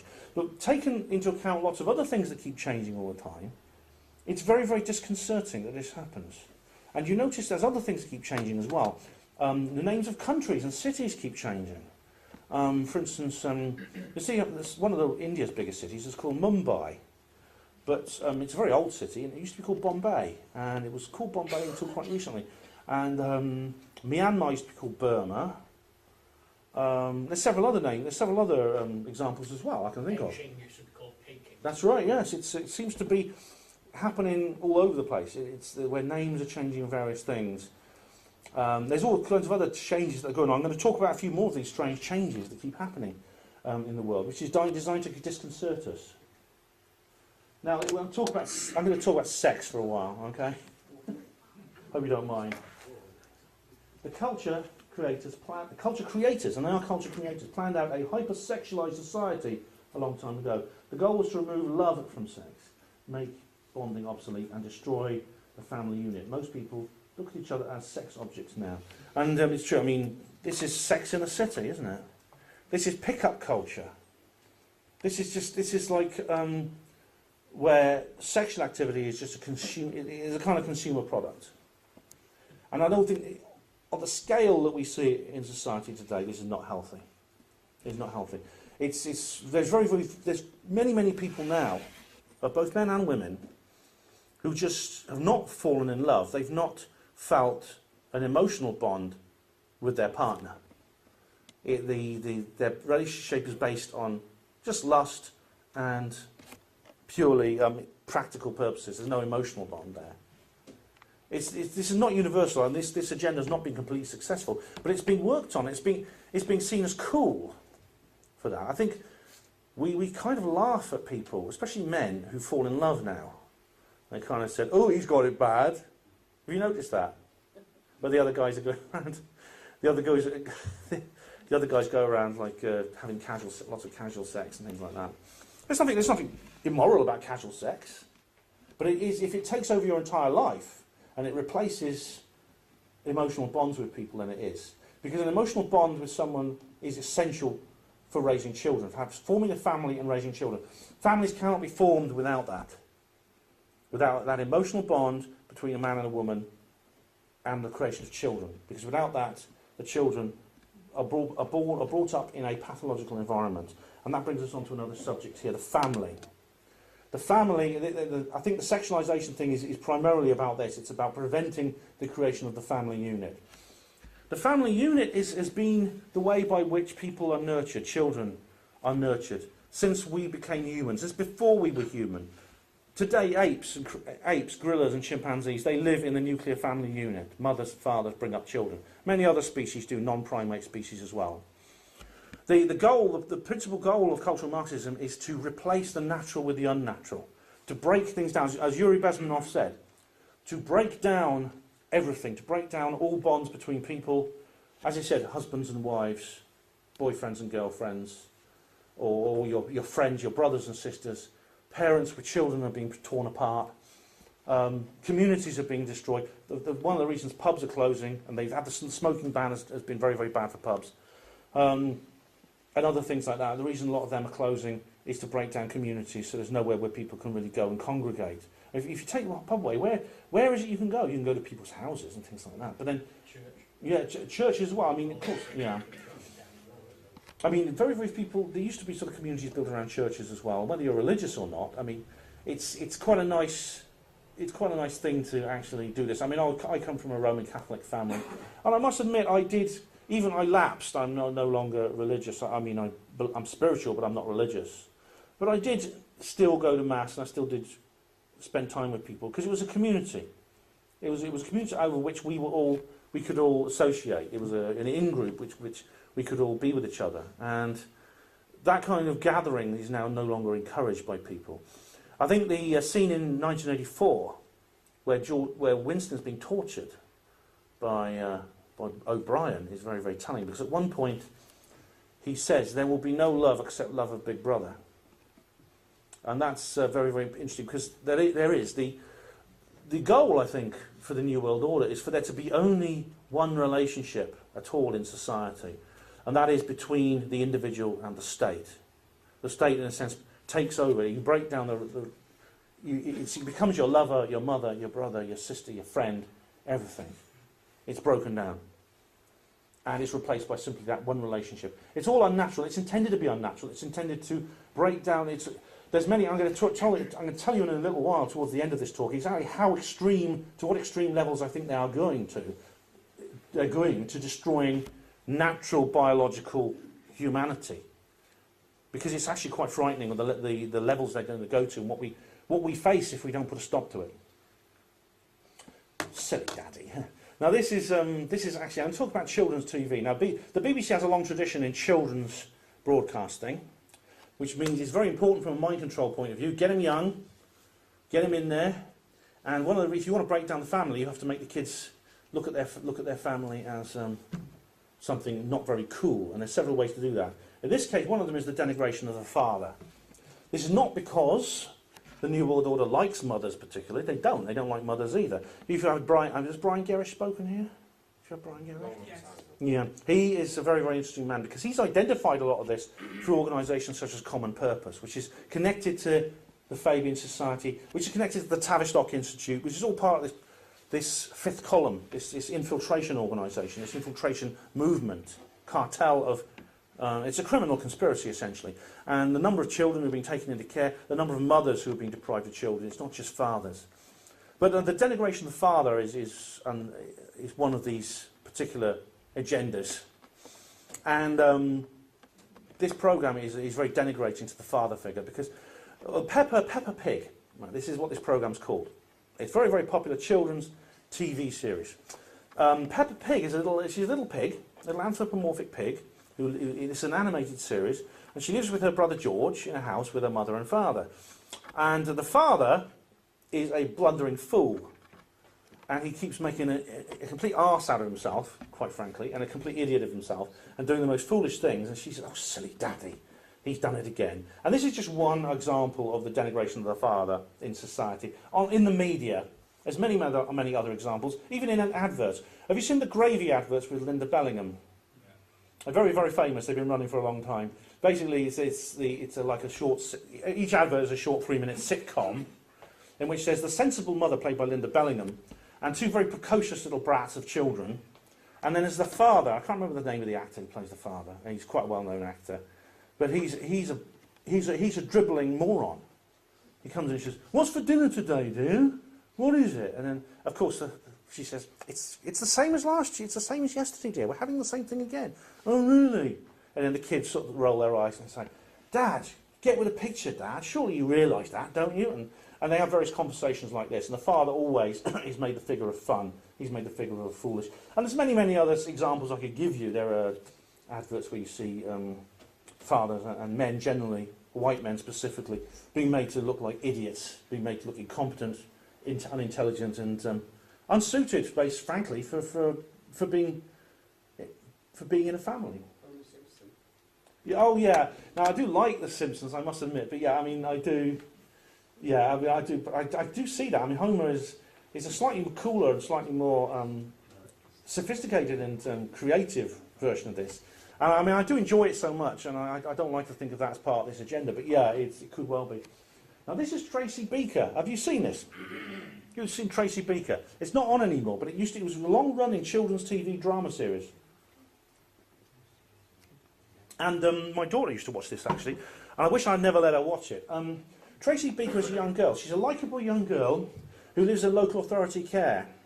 So we have here the orphan being made to look cool. So children will see that a child doesn't need parents. They can still be cool kids without parents. So if you're an orphan, don't worry. You don't need a mum and dad. You see what I mean? But children do need a mum and dad. They do. They need love. They need parental love. And this is why if you can bring a child up without parental love, they're traumatised. And trauma, it doesn't have to be abuse like you get with Jimmy Savile, although that helps. As Brian Gerrish explains, there's a war on children. And this is extremely upsetting. But it has to be discussed. I mean, it'll be far, far more upsetting if it was going on and we weren't talking about it, because then it wouldn't be exposed. Have I offended anyone yet? No?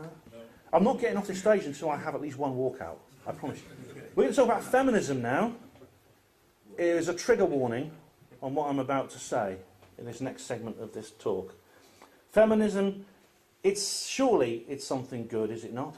It's about women's rights, isn't it? You see, this is how it's portrayed, and indeed, there was a time when, when people talk about feminism, they talk about first wave feminism, second wave feminism, third wave feminism.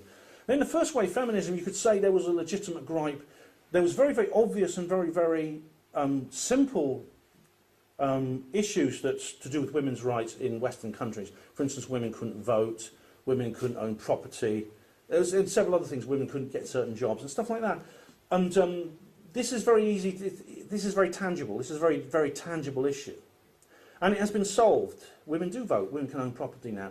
Yet, it seems as if feminism is never bigger and more, it's never bigger and more establishment than it is today. And you'll find that feminists are still claiming that there's women's rights issues in the world today. But when you ask them to describe these issues, they will use some very, very, very strange, very slippery and very, very flowery language, and they'll use phrases like microaggression and cisgender and heteronormative, and they'll say that these are problems of the world today. And the fact of the matter is, if you ask for an explanation of what these things are, you just get more gobbledygook as an explanation. There's no real... It's not comprehensive. It's not the sort of thing you can normally get into. So you wonder exactly what's going on here. And this is a picture taken in the 1960s at a feminist event. And you see, "Women of the World Unite." Well, that phrase there is actually an adaptation of a inscription, the epitaph, on the tomb of Karl Marx, which I showed to you before. The 1955 monument that was put up in Highgate Cemetery. It says, "Workers of all lands unite." And here we have sometimes it's translated as "Workers of the world unite." We have nothing to lose but our chains. Here we have "Women of the world unite." But who are they uniting for or against? And again, you get some very, very... there's no real obvious answers. When you ask this question, it's hard to get obvious answers or very, very simple answers from the feminists. A phrase you'll often hear in response is patriarchy, a word which literally means rule by the father, but in their terms it means rule by the men, or specifically white men. However, you ask for definitions of where this patriarchy is and what it's doing, and how this system of control works, and again you get some very spurious, very vague, very, very abstract answers. It's all connected with the general way in which men, specifically white men, treat women. And it's not a conspiracy, it's not even a conspiracy, it's more like a tacit, almost subconscious or telepathic agreement between all male human beings, all white heterosexual male human beings, how they treat all women. And so the embodiment of the patriarchy is in every single white male, every single white heterosexual male. This could be your boss at work. It could be a colleague on the same level as you in the office. It could be your father. It could be your husband. It could be your son. And these are all components of a much greater, a much wider, larger political dynamic, which is called the patriarchy. And it's something that all members of that group, white heterosexual men, are involved in, and nothing they do can ever make them innocent of that. Even the male feminists will be told they have a subconscious patriarchy within them. It's extremely illogical, it's intensely anti-intellectual, and it's meant to be. It's meant to shut down thought, it's meant to stop you thinking. Respond from the emotions, never analyse. It's exactly what the cultural Marxists wanted people to behave like. And I mean, the number of women who self-identify as feminists is now dropping, which is a good idea. It's down to 18% in this country. It was 22% at its highest. However, those who identify as feminists tend to be in elite positions of power, and that's not by accident. It is by design. I mean, I don't think the authorities care which women are feminists or how many women are feminists, as long as the right kind of women are feminists. That's the point. So they unite. Women of the world unite. Unite against, and they'll use words such, like I say, microaggression, misogyny. Misogyny means a hatred of women. So they're fighting against hatred of women. And if you then say, they'll often then accuse certain people, certain men, certain white men specifically, of being misogynists. They'll accuse them, and they'll say to them, well, you're a misogynist, which means you hate women. But when you actually look at these men who they're accusing, there doesn't seem to be any hatred of women in many of those men. I mean, a good example is Milo Yiannopoulos, who's been quite a harsh critic of feminism within the mainstream media. He's been called a misogynist, yet he doesn't hate women. So what is this? It's rather like the racist thing I talked about earlier. It's part of cultural Marxism. I talked about how you're a racist if you ask for a black coffee. You're a misogynist if you disagree with feminism in any way. So if you ask for a black coffee, you hate black people. If you criticise feminism in any way, or even question it in any way, you hate women. And it's logically unsustainable on the most basic, crude level. Yet this is believed by mainstream, and it is promoted by the BBC and other people in the media. Logic could say then that if you criticise Karl Marx, that means you're a raping capitalist. Yeah, that's, well, logical inconsistency is not very well. Now this is a women-only coach on a train. This is a women-only coach. This is actually in Brazil, this particular train, but they're thinking of bringing them in this country. Now this is a compartment on the railways on a train. This is for female passengers only, and it is intended to the reason behind it is supposedly to protect women passengers from violent crime on the railways. Now, violent crime on the railways is an issue. It is an important issue. And in fact, last year there were 1,100 reported crimes against women passengers on the railway network. So the solution now, this is the proposed solution, is to shut women away in their own compartments. Now, there are other solutions I can think of to that, because I do believe it's a problem that needs to be addressed. Now, first of all, we gave up our privacy, didn't we? Do you remember? We gave up our privacy and we allowed them to install CCTV cameras everywhere on the railway network. You can't travel by train or even walk down a platform. I mean, you can go into a railway toilet, that's about it now, without being observed by a CCTV camera. We were told that this would reduce crime on the railways, and it hasn't. Crime's increased. That's the real reason for the so-called upgrade round here that they've done. Yeah. So they can sort of big bricks and big Yeah. like big now. Well, what goes for the railway goes for everywhere else. We have CCTV cameras everywhere. It hasn't solved the crime problem. Now, last year there was a strike on the railways because trains have two members of crew usually. They have a driver and they have a conductor. The driver, of course, is there to drive the train.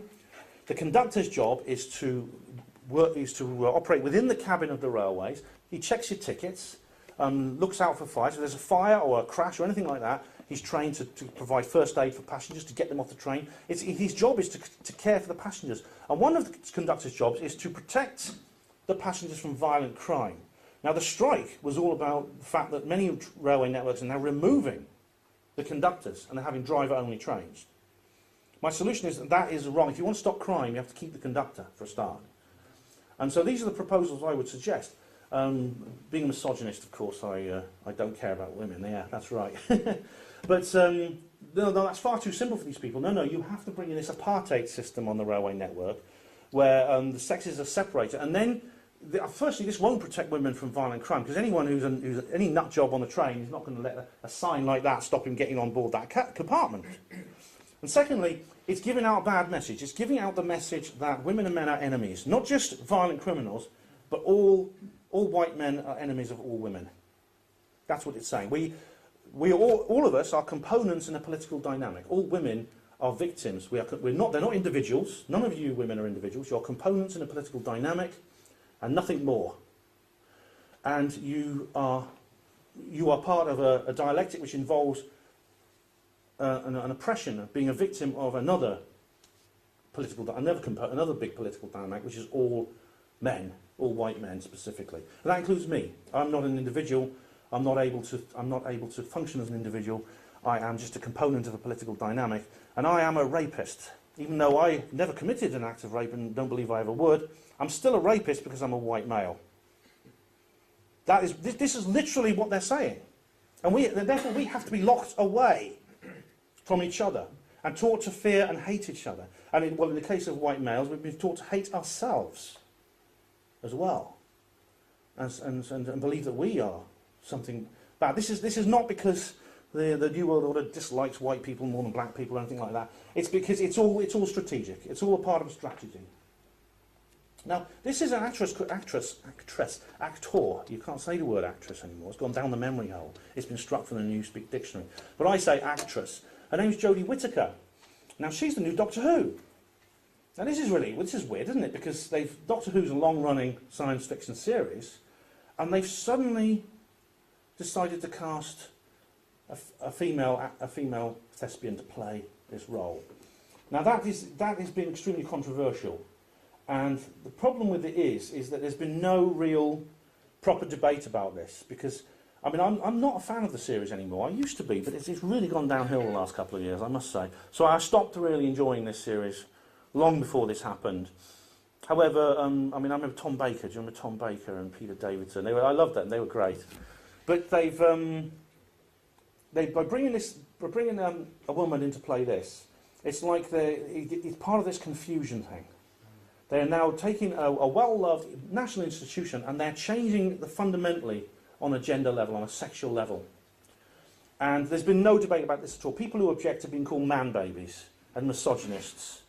Oh, yeah. The Master became Missy about 3 series. Oh, right. That's after I stopped watching it, because I went. But yeah, but I used to love the Master when he was that guy with black beard. He was cool. But now. Am I right in thinking that James Bond is going to be a woman? I haven't heard about that. No. Is it going to be Jane Bond? JBR. But you see, this is. I mean, I would find it equally galling. I would object just as much. I would find it equally galling if someone decided to remake Miss Marple as Mr. Marple. I think that character should be a woman, and it wouldn't work. I would be just as annoyed if they did that. I would be if they tried. You remember the films with Eddie Murphy, the comedy films with Eddie Murphy, the black actor. If they decided to remake those films with a white actor playing that character, I would be equally upset and equally indignant as I am that this has happened. This is not about racial preferences or sexism. This is about simply realism. It's about continuity. Because this is a change. This is a fundamental change. They're upsetting things again. And we're going to be in a very Orwellian situation when the first series comes out, because the BBC are going to hype it like it's never been hyped before. Every reviewer is going to give it glowing criticism, because they won't dare do anything else, so they don't want to be misogynists. Because it's the only criticism. There's no other recourse other than misogyny for why you would object to anything in this program. You have to give it A+, otherwise you're a misogynist. Doesn't matter what your reasons are for not liking it, you still have to call it. And the thing is that the fans of Doctor Who are going to they're going to reject it. I know already on Doctor Who forums and in Facebook groups, they're saying it's crazy. It's going to be a massive blow. There's another thing. Anybody who criticises the state of Israel is a Jew-hating. No, no, that's right. Yeah. That's right. David Icke's been affected by that. So we have this very, very upsetting and very, very debilitating situation, which again is causing conflict. It's causing division, and it's causing confusion and upset and discomfort, insecurity among all people. I mean, the response from The Guardian, which is one of the biggest cultural Marxist sort of pro-cultural Marxist papers, has been, oh, it's wonderful this has happened. You know, why didn't they have a black woman though? You know, so now they've got a white woman, and it's not good enough because they're racists. Right, let's just get rid of this idea that feminists aren't interested in women's rights. At least the institution of feminism is. There are exceptions, but this is the Embassy of Saudi Arabia in London. Now, you get massive protests by feminists outside universities and places like that, where the the professor might have used a politically incorrect term. He might have said mankind instead of humankind, or something like that. And there'll be massive protests by these triggered feminists. They may well walk past this building on their way to the big demonstration outside the college and not give it a second look. But this most favoured nation of the West, because it's a massive oil producer, Saudi Arabia, it has one of the worst women's rights records on earth. Women in that country are little better than slaves. They're not allowed to drive cars, they have no political power, they have no independent authority, no independent sovereignty outside their family. They can't do almost anything without the permission of a male relative or their husband. They can be beheaded publicly in the middle of a city square for nothing more than cheating on their husband. In fact, Saudi Arabia actually executed by beheading 150 people during the same period that it's believed the Islamic State from Iraq and the Levant executed by beheading about 110 people. Yet they're dropping bombs on ISIS, and we're sending armaments to Saudi Arabia, we're sending money to them, we're buying their oil, and no one gives a damn. So I think until feminists are linking arms around this building, I'm afraid I can't take them seriously. Now we're going to talk about TV content. We're going to go back to the BBC now. This is a film called Shirley Valentine. How many people have seen this film? Yeah. It is. It's a lovely film. It's a really. It's one of my favourites. It's uplifting. It's inspiring, and it's an affectionate attempt to lift the viewer's spirit. When you see this film, it's all about. He's breaking away from the ordinary and things like that. It's about a woman who goes on holiday and she decides she's living dissatisfied with what she feels is a too ordinary life. And so she finds that, the catchphrase of the film is, I've not fallen in love with any, because she meets this man, has a little holiday romance with him, played by Tom Conti there, that's Pauline Collins there. And, I don't use this, can't I? Yeah. And the catchphrase is, I've not fallen in love with this man, I've fallen in love with the idea of living.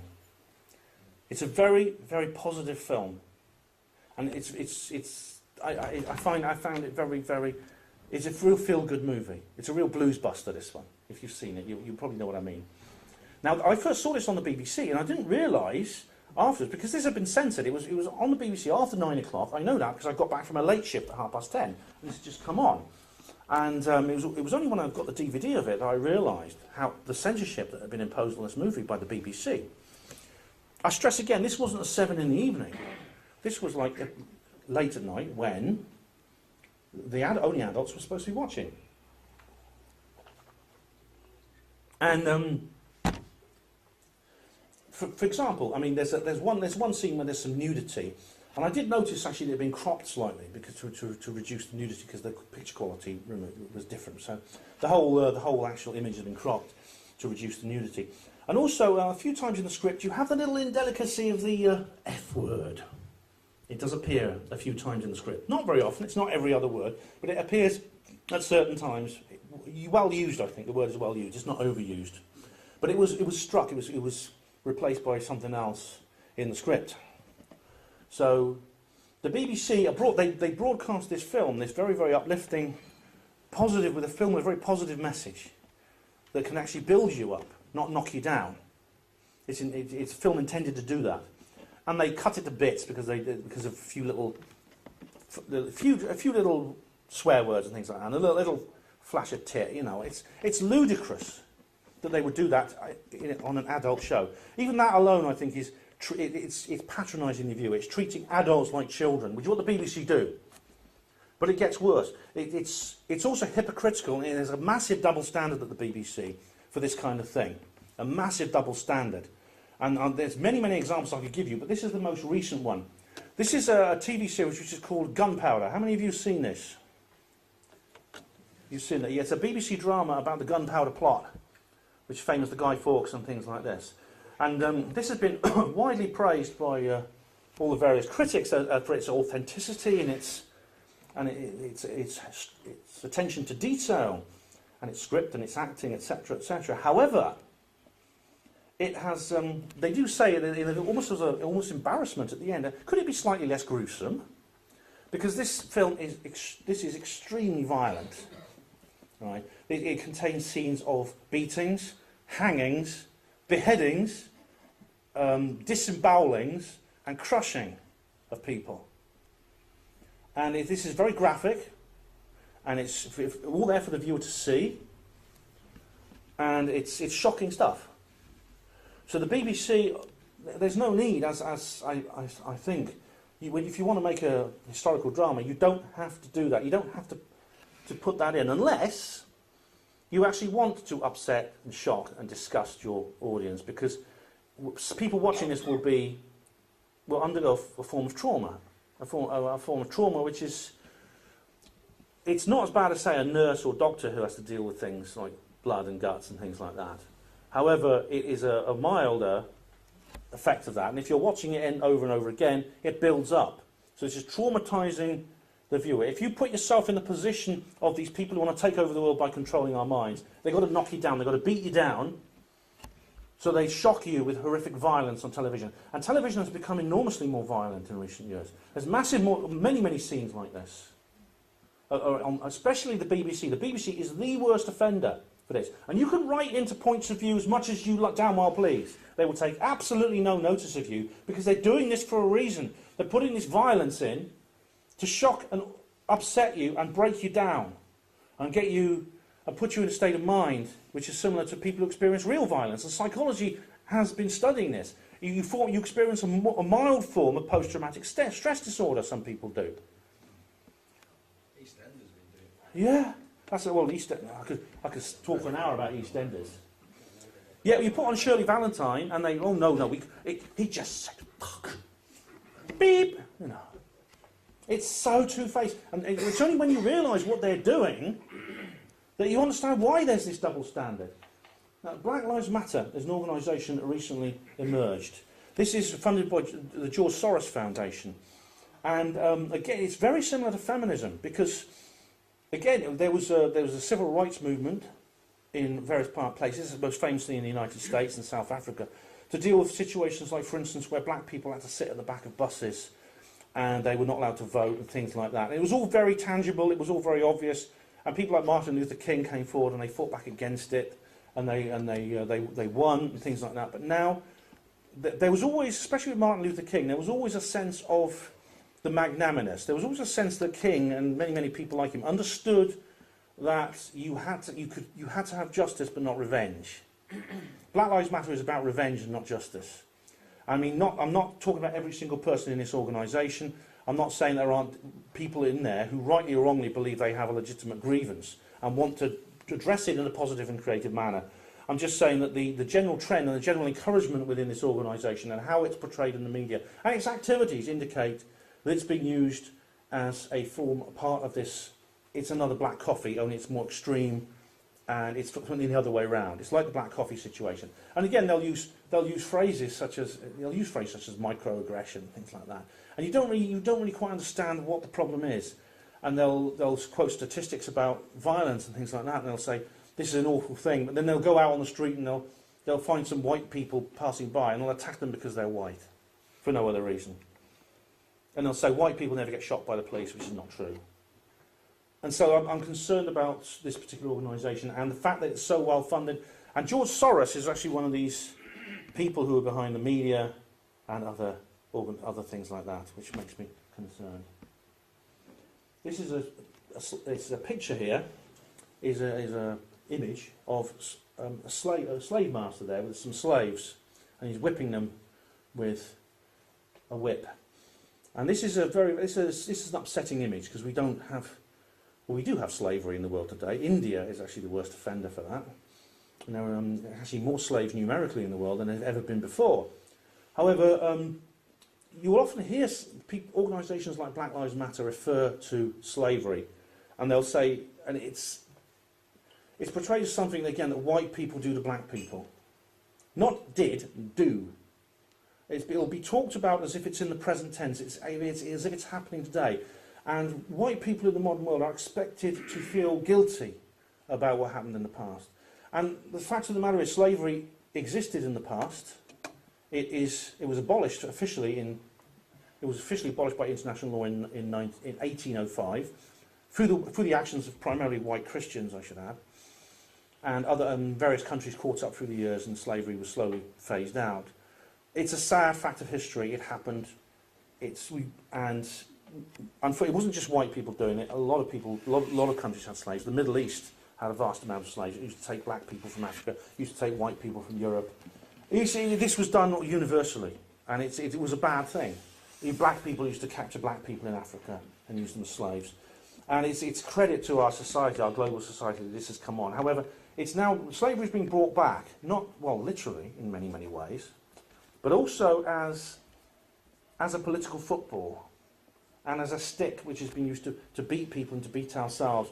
And again, it's about breaking down morale. It's about breeding hatred of the other and hatred of the self.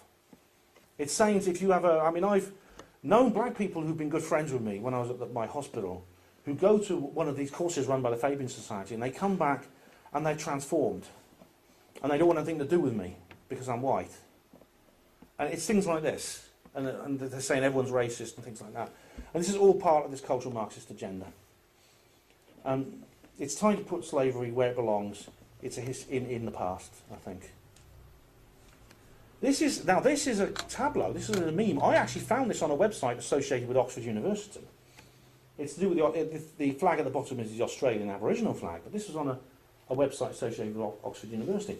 And it says here, "Dear white people, no one is asking you to apologise for your ancestors. We are asking you to dismantle the systems of oppression they built that you maintain and benefit from." Every single word on that meme is false. Every single word. People are constantly demanding that white people apologise for things that were done by our ancestors. White people didn't build these systems of oppression, not only white people. White people don't maintain them, and white people certainly don't benefit from them. It's all false. But it's being brought out, not because the Illuminati hate white people. You get a lot of people on the alt-right today who say that it's a war against white people. It appears to be that on the surface, but there's something much deeper going on. It's a war against everyone in different ways. And the fact that this is from Oxford University is very, very interesting. You see, most people who see this will react to it, they'll reject it, they'll fight back against it. And they'll say, no, that's not true, none of it is true. But in universities, this is being taught as true. And very, very important people, the next generation of elitists are being taught that this is true. And they're being sent out into the world to rule countries, to run academic institutions, to become professors, to become business leaders, in the belief that this is true. And it's playing into the hands of those who want to take over the world by controlling our minds. And now we come on to economics. I don't know how many people here own your own home. Few people. It's very difficult now, isn't it? Because there's massive. It's becoming more and more of a burden to actually to do anything independently. It's easy to get into. It's getting more and more easy to do things that are simply revolving around the state. So state-owned institutions, state-owned homes, state-owned buildings, state-owned things. And if you want your own, it's difficult. A lot of obstacles are put in your way in terms of financial, in terms of economic and social, and the interest rates, through various other means, and through the rise in the cost of living, rising of unemployment, the lowering of wages. There's all kinds of ways where your home can be repossessed. This is from America. This is by David Dees. This particular meme. But it's all these people are now moving into the parks and they're living in tents. Homelessness is going up enormously. This is an obscenity. Workfare. I used to work in Poundland for the minimum wage, but they fired me and gave my job to someone on a workfare placement. So I was unemployed and was placed on a workfare scheme, working in Poundland for nothing. This is civic slavery. This is what I mean when I say slavery, but it's coming back literally, as well as in people's minds to generate hatred. The cost of labour is now so low that they're essentially bringing back slavery. This woman is a civic slave. There's an entire sector now of the workforce who are doing this. They're not being given proper jobs. The government will put them out on the dole, and there's no jobs for them. So they'll then turn around and say, okay, you just pretend you're working. Make it look like you're working. And then we'll just give you don't get any money from your employer, we'll just give you, you just get your benefits while you're pretending to work. So you go and you do a few hours, whatever it is, a week in various places. And of course, what happens then is organisations, shops like Poundland and many other places that have these workfare schemes and involved in this workfare scheme, they have to make their own staff redundant in order to create vacancies for these people, so unemployment goes up. This is not a solution to unemployment. This is the reintroduction of civic slavery. And it's going to increase, because this is what they want. Tax. Right, now tax. How much tax do you all pay? Do you have any idea, any of you? Too much, yeah, it is too much. Now, if you'd asked me that a little while ago, I'd have said, well, I got my income tax, my PAYE, and also my national insurance. This is when I was a porter. It used to come to just over a quarter of my income. But that is just what you earn, that's just your income tax. That's just how your pay is taxed. What about other forms of tax? Hidden taxes, stealth taxes. Taxes on, there's VAT, value-added tax to things you buy, which varies according to the product. If it's alcohol or tobacco, for example, it's enormously high. That's almost almost entirely tax. I mean, I don't smoke, but I went and bought a packet of cigarettes for my mum once, and I took a £10 note to get a pack of 20, and there was hardly any change. And these are just chopped up tobacco leaves with paper wrapped around them. Yeah, we're talking £8 something for that. It's incredible. And there's taxes on bus tickets. There's taxes on betting slips. Everything. It all adds up. It all increases every single time you turn a penny. The taxman takes a cut, and somebody gets rich. And it depends which country you're in. But I think the United States is the worst offender. I think it's 55% of everything you earn is taxable. Or everything you buy and pay in terms of everything, you add it all together, it is 55% is taxable. So that is the majority of capital in society's forfeit to the state. And this is what Karl Marx wanted, where capital was taken out of private hands and put into the state. That's what he wanted. The state, he claimed the state eventually would wither away as socialism progressed, which is, I've never heard of a state willingly giving up its power once it's actually had it.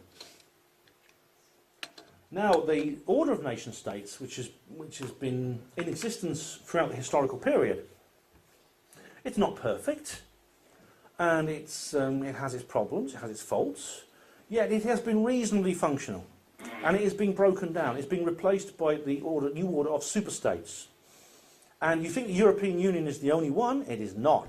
The entire world is being carved up, or the nations of entire continents are being amalgamated into superstates, slowly but surely, bit by bit. The European Union is the most advanced example, yet other continents are not far behind. The Organisation of African Unity, for example, is about to change its name to the African Union, which the nation states of Africa, and it has more independent states than any other continent, have been amalgamated, they've been subverted, and they've been brought underneath the super government.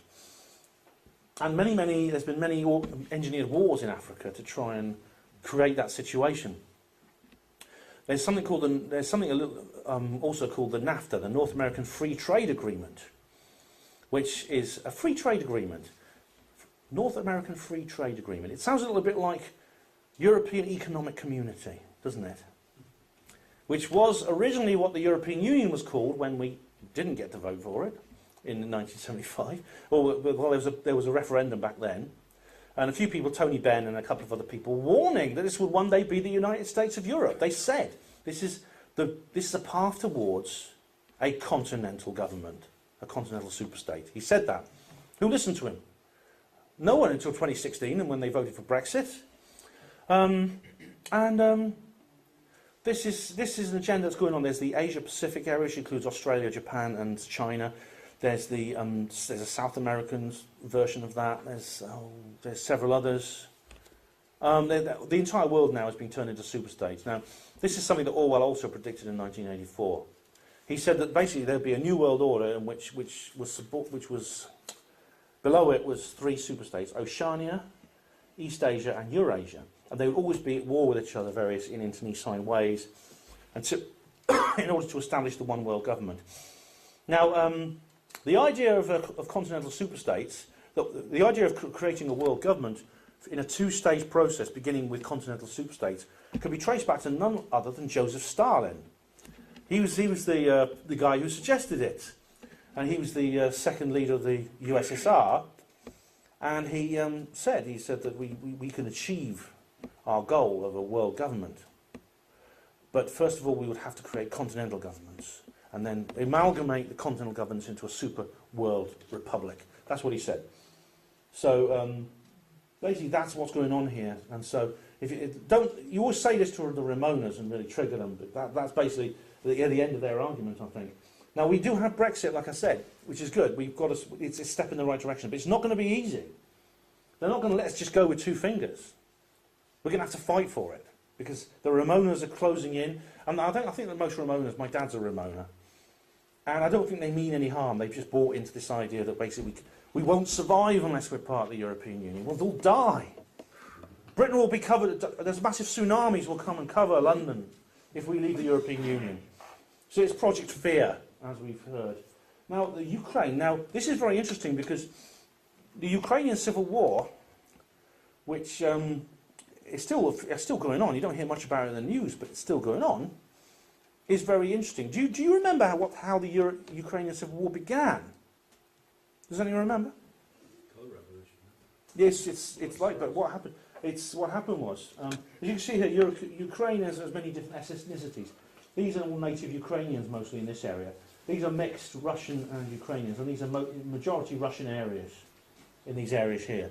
Now, there was a move to 5 minutes. Okay, there was a move to put Russia to get Ukraine into the European Union, and this is how it all started. The Ukrainians wanted to join it. The Russians wanted closer links to Moscow. Right, at this point, Rob gave me the 5-minute warning, meaning that basically I had waffled on and I hadn't watched the clock, so therefore I had basically lost track of the time, which is a big mistake. Whenever you're doing a live show, don't make the same mistake I did. So basically, I'm now going to skip the recording of about 5 minutes of this lecture. I'll come back to the actual live lecture at the end because there's a very important extra additional part I want to say. But I'm going to go through this in the studio now. So this next part is going to be in the studio. And so we have bread and circuses. Basically, there's so much now to distract people in terms of just mindless entertainment without or just meaningless occupation of the mind, that it's become the focus of so much that people will actually ignore things that are more important and real issues in the world because of things such as soap operas or social media scandals and things such as that. And that's not by accident. Like everything else, it is deliberate. And this is why they are doing it. Keep them busy, back on the farm with the other animals. That is actually a quote from a document called Silent Weapons for a Quiet War, which is actually one of these think tank. It was a secret document that was leaked, I believe, which has never been proven to be real, but it's so perceptive. I wonder how it can be anything other than real. But that's basically the purposes of that, is to keep distraction. This is why you get reality TV. This is why you get these mind-numbing game shows. This is where you get soap operas. I'm a celebrity, get me out of here. I wish someone would get me out of here sometimes, I really do. Now, who is this? Who is this person? This man, woman, man? It's actually a man, but his name is Conchita Wurst. At least that's what he called himself when he won the Eurovision Song Contests a little while ago, a couple of years ago. Now, there's nothing wrong with men who dress up as women. This is a man. I've seen him without his makeup on and wearing normal clothes, riding a bike, and he is a man. However, he's dressed up as a woman, and that's not wrong. In fact, there's a long tradition, especially in the East End of London, of drag actors. People like Danny LaRue and Lily Savage. They're funny. They're great. But what this particular drag actor has done is he's done up like a woman, and he's put a beard on top of that. So we have come full circle. And that is very, very disconcerting indeed. Or at least, well, if I was a few years younger, I might find it rather confusing, shall we say. But this sort of thing is happening more and more, and it does concern me. It's mixed. I mean, on its own, perhaps it's not a problem. I mean, I went through this in my pre-teens when I used to watch Monkey, the TV series, a brilliant Japanese TV series where one of the leading characters was a male called Tripitaka, and it's pretty obvious it was a woman. And it did sort of like spin my nut a little bit while I was trying to work that one out. But now it's an awful lot worse. There's a lot more bombarding people in this particular context. Now, how many people watching this video are men? How many people are women? Post in the comments box if you're not sure, because a surprisingly and disturbingly increasing number of people are actually begin to feel that they're not sure. They're suffering from sexual dysphoria, as it's been called, or gender dysphoria, sometimes it's called as well, in which they are not exactly sure whether they're a man or a woman, and they sometimes find themselves in what they believe is the wrong body. They're in a man's body, they feel like a woman, or less commonly vice versa. And that's increasing enormously, and the medical profession is taking it very seriously, to the point, I think, when they're offering surgery to people, sexual reassignment surgery, prematurely.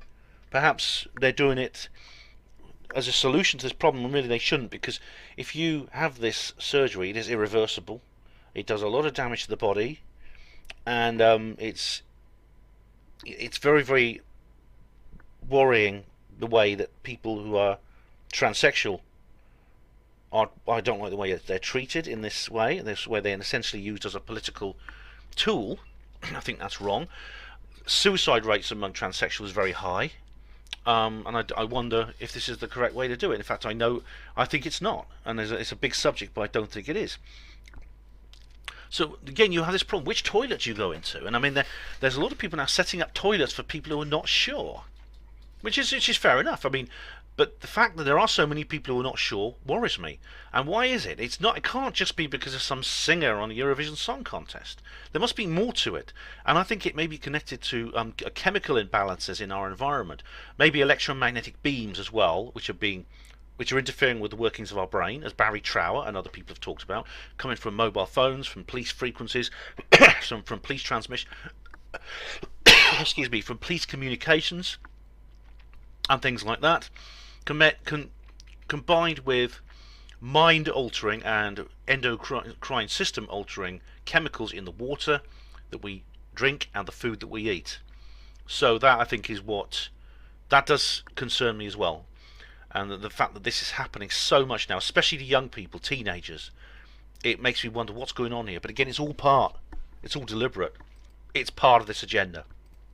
Right, political correctness. This is the reality of George Orwell's Newspeak. It's a situation in which you start to police your own words, and therefore your own thoughts. And it's an example like the coffee example I gave earlier on. It is now so widespread that it's almost impossible to speak freely in some environments. Quite literally, almost anything that could come out of your mouth is wrong, immoral, and it's seriously immoral. I mean, we're talking about being punished, for instance, by some criminal charges, or losing your job. It's literally that serious, and that much emphasis is put on it. This is what happens. So perish thought criminals. And as I've said, the ultimate conquest here is the conquest of the human mind. And the 2045 agenda, that is transhumanism, it's a big subject. I've done entire videos on this. Watch my zombie videos, that's the ones to see. But basically, the Illuminati, the elite, the deep state, whatever you want to call us, call them, wants 90% of us dead, and the remainers as monsters, deformed monsters, part man, part machine, unable to think in a natural human way. And all these things are leading to this end goal, and they're already conditioning our brains to become the kind of brains they will put inside these cyborgs. You get people like Ray Kurzweil, who's the leader of the 2045 movement, and he waxes lyrical about how wonderful transhumanism is, without the knowledge and awareness that perhaps the vision for the future that he might have, and that most people might have, will be different than that of the political classes. We're not going to end up as all as alphas. Some of us will be epsilons. Read not George Orwell, his school teacher actually, Aldous Huxley, in his book Brave New World. which again was extremely prescient. It really was. When Huxley was teaching George Orwell at school, I'd have loved to have been a fly on the wall during their after class chats. Now, I've always said technology is neutral, science is neutral. These discoveries can be abused or they can be used for good. It's who's wielding them that's the problem, and we, unfortunately, in this world, ruled as it is by a malevolent elite, we have to assume that any advance, any discovery, and any invention is going to be weaponized. And that is an unfortunate fact, which means we can't use its good side without enabling its bad. This is something that people like Kurzweil need to realise, they need to understand. And, of course, Agenda 21. Now, if you read through this, it is actually very much like a modern-day equivalent of the Communist Manifesto. It calls for a lot of the same things: a resource-based planned economy, rationing, and an end to private enterprise and private economics. It's sad that they're Marxists. They're very, very decent Marxists. I myself was sympathetic to Marxism when I was a trade unionist during my thankfully short lost weekend as a trade unionist. And today in trade unions across the world and in other organisations, there are people who believe that Marxism is anti-establishment, that it's fighting for freedom against capitalism, which is the problem, without realising it's the other way round. And maybe it's got a lot to do with people who've grown up under Margaret Thatcher in Britain and various other governments that are similar, because I think left-wing ideas in Thatcher's Britain had this veneer of being anti-establishment because we had such arch-conservative government. The elite will use the left and the right in politics to further its goals. I consider myself outside the political spectrum, and because I'm a conspiracy theorist, and that I think is the path forward. And this is why the elite are doing this. This is what Agenda 21 is all about. About conquering our minds is essential, because any free-thinking person will see through this. They'll see through it immediately, without any doubt. Now, I don't want to leave you with a doom and gloom situation. I want you to consider these words of Gandalf, who was with a character from Lord of the Rings and The Hobbit, of J.R. Tolkien, a man who is very, very, very much in touch with deep spiritual forces. Some believe it is only great power that can hold evil in check, but that is not what I have found. I have found that it is the small, everyday deeds of ordinary folk that keep the darkness at bay, small acts of kindness and love. And this means none of us are helpless. All of us, every single action we do can contribute to human freedom, and that we must never ever give up. We must never ever think that we are ineffectual because we're just one person and we're on our own. No, it's not that way at all. And Martin Luther King said something very similar. A man, I think, if he was alive today, would have seen through Black Lives Matter. This hour in history needs a dedicated circle of transformed and nonconformists. Our planet teeters on the brink of annihilation. Dangerous passions of pride, hatred and selfishness are enthroned in our lives, and men do reverence before false gods of nationalism and materialism. The saving of our world from pending doom will come not through the complacent adjustment of the conforming majority, but through the creative maladjustment of a non-conforming minority. Very similar to what Gandalf said. And basically what he's saying is, if you're an oddball and you don't fit in, good, because you are one of the people who have the potential to set the world free. Real positive change is only made by the oddballs, by the maladjusted, by the outsiders.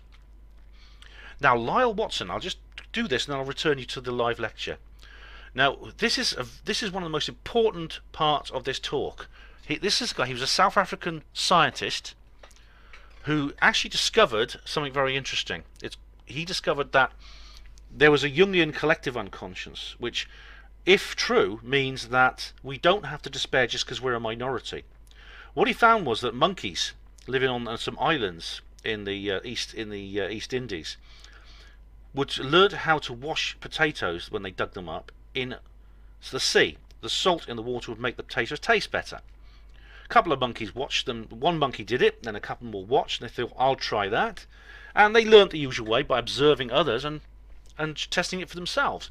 And Watson assumed that there would be a very, very, very, very steady incline of knowledge as the monkeys learnt from each other how to do this, until the whole population would know after a certain amount of time. That's what he predicted in his experiment. However, his observations were very different. What he found was that literally the monkeys, they reached a certain point, a certain number of them would learn the usual way, and then there was a massive exponential increase in knowledge through the entire population, even those on other islands who had no actual physical contact with the monkeys on one island. And he estimated that just 1% of these monkeys who learnt through the normal way would, in a sense, infect the collective unconscious with that knowledge, which would then easily spread to the rest of the population, the species. This is where you get the phrase 100th monkey syndrome, because it was 1%. Now, humans are very closely related to monkeys, which means that we also would have that critical mass point where a certain piece of knowledge, it may be the knowledge that I'm talking about now, will reach enough enough people within our species to push us over that same edge, to the point where there will be this logarithmic, exponential increase in knowledge, and that is knowledge of the New World Order. And we never know when we're going to hit that point, and it would be awful if we gave up just before we hit that point, because the Illuminati would then be laughing at us for generations. No, this means that just because you're in a minority and it seems that people aren't getting it, just keep going, because you never know when you're going to hit that 100th monkey point. And that was Lyle Watson's great lesson. And as Oscar Wilde said, always forgive your enemies because nothing annoys them so much. Quite true. And Gandhi. When I despair, I remember that all through the history, the ways of truth and love have always won. There have been tyrants and murderers for a time, and they can seem invincible, but in the end, they always fail. Think of it, always. I want to end with a warning, because we live in a world of turmoil and trouble. We have an enormous hill to climb, and right now I'm feeling that gradient quite badly. Yet within our community here, people who are educated and don't have the excuse of ignorance, there is a lot of ignorance, and there's a lot of anger, and there's a lot of hatred and division, where different people within our community are turning on each other, and lies are being spread about this man in particular. This is Larry Warren, who's a witness, the principal witness to the Rendlesham Forest incident. Massive amounts of lies have been spread about this man, and it all comes from a single source, a person he knew in his personal life that he had a bust up with. They were friends and they fell out, and that is the only reason this is happening. And it's sad that so many people have believed it, and so many people are running with it, and they're turning against others who don't support them. And if what's happening here is that this is going to tear the entire truth movement apart, and we're not going to be in any state to meet this enormous challenge that we're faced with. It's very, very worrying. If you want to know more about me, go to Hospital Porters Against the New World Order, and there's all the details there, including some books I've written, which you might like as well. I'm an author too, so if you want something to read, check out some of my books. I'm sorry I didn't bring any with me. I forgot. I'm sorry about that. But thanks for all of you for listening, and good night.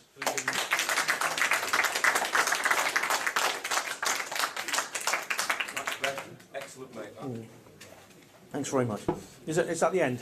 Yeah. Okay. Yeah. Okay. Sorry, no Q and. If you were, yeah, it's a bit late now. We've got to Okay. clear away.